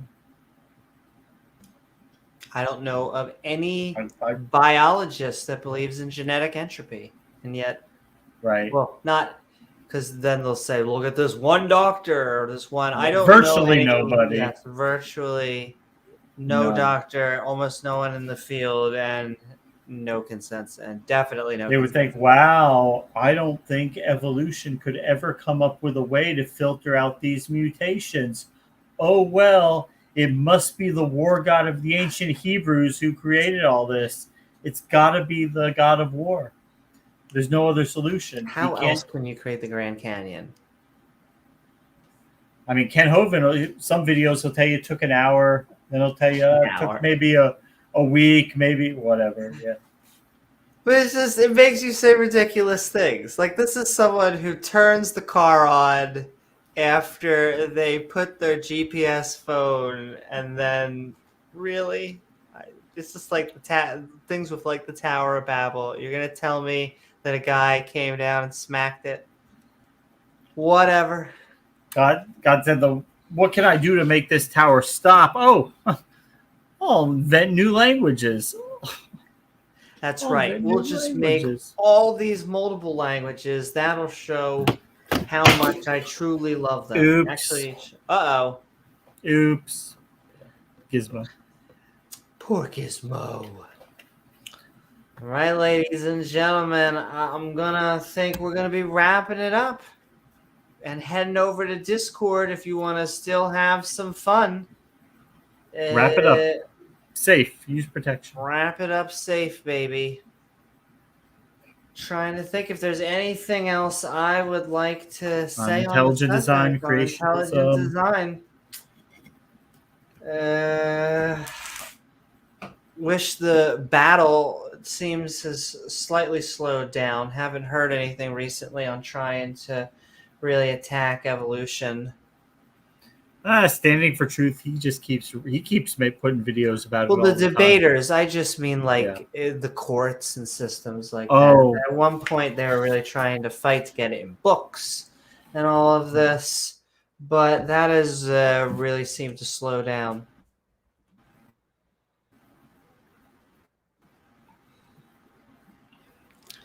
Let me check something here. Let's see.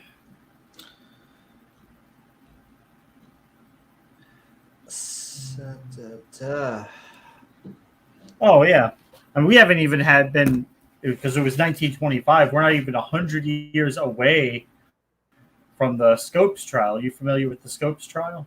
Absolutely, the Scopes monkey trial. Yeah. Where Tennessee passed a law that you couldn't teach evolution in schools. It really doesn't. So I mean, let's be honest. What better point to really focus on at the end? The entire point behind all this creationism and intelligent design stuff is to attack evolution. It's like a proxy war, almost like creating a side to fight the other side. It's atheism versus, which you don't even need creationism necessarily to be a Christian, but it's this hardline, super fundamentalist, biblical literalists that need to cling to every word, every syllable in the Bible. And so if you are in the courthouse, you're going to attack evolution. And if you are in the philosophical sphere, you're going to talk about abiogenesis because evolution is a fact. brains in vats, and how do we know Brains in anything? And vats. is Darth Dawkins even real? I don't know. Haven't seen a good picture. I do know that supposedly he used a dead man's account for a joke one time. Good old fun. Then they were saying, no, actually, that was him, and he just put that out there Well, to make maybe it it look was. like it wasn't him. I don't know. I got different Who answers knows, from ladies different and people about gentlemen, that. but I'll tell you what, we Darth threw down Dumbass. the gauntlet today trying to find some intelligent design and creationists. Didn't hear a lot. I mean, we had some good conversations. Absolutely. Absolutely, yeah. But none of these big gene pushers, these big, your genes are breaking down, and we're going backwards, people. We're devolving. None of these people sitting here asking us about the eye and all this other shit. That was bless her heart. Church of Entropy was saying about devolving. Remember her debate on evolution? Well, I mean, devolution. It reminds me of the Mario movie and all this stuff. But no, we're not or Idiocracy, but we don't seem to be devolving. In fact, life seems to be getting better. Let's put the COVID thing aside. As it is getting better. Steven Pinker's book, Better Angels of Our Nature, has pointed out in almost every metric possible, society is improving. So we just got to keep on pushing through it. But I think with that, ladies and gentlemen, I think the gauntlet's just going to have to stay. We're going to have to do this just topic under 3 again. hours. Just under 3 hours. I mean, this is a recurrent thing. This is one of those keynote topics that is always going to come up in the atheist versus theist debate sphere. Exactly. But I think with that, we're ending the night. And so I'm just going to hand the keys over to James.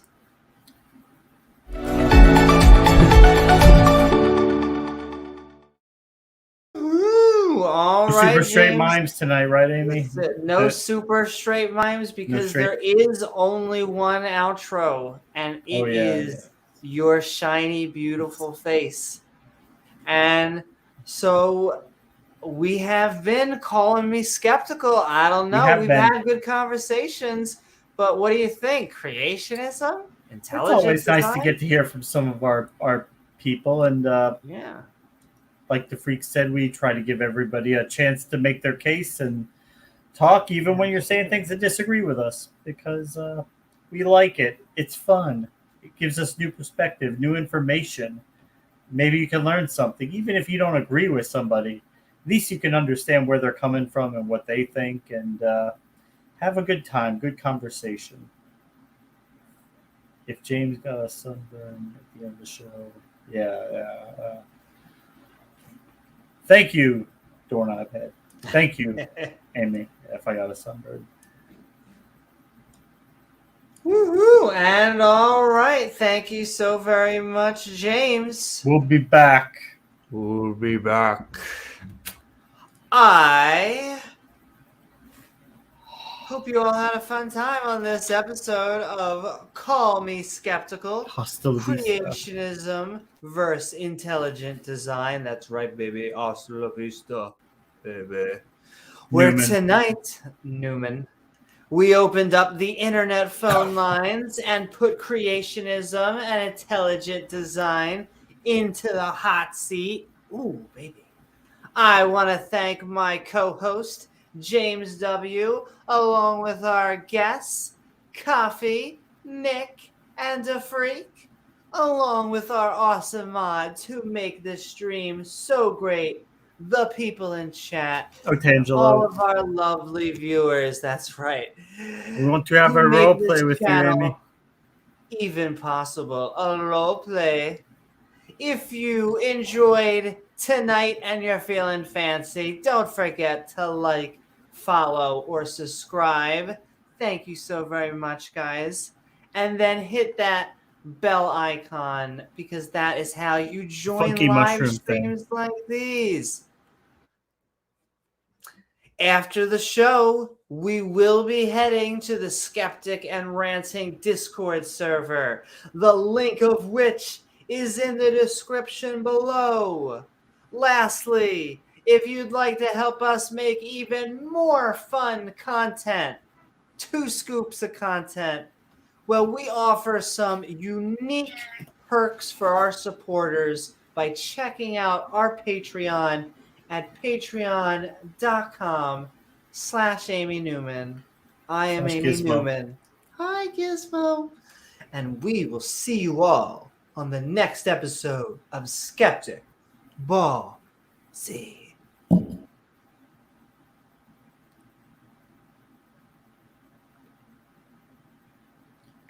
Good night, everyone. Good night, Mwah. guys.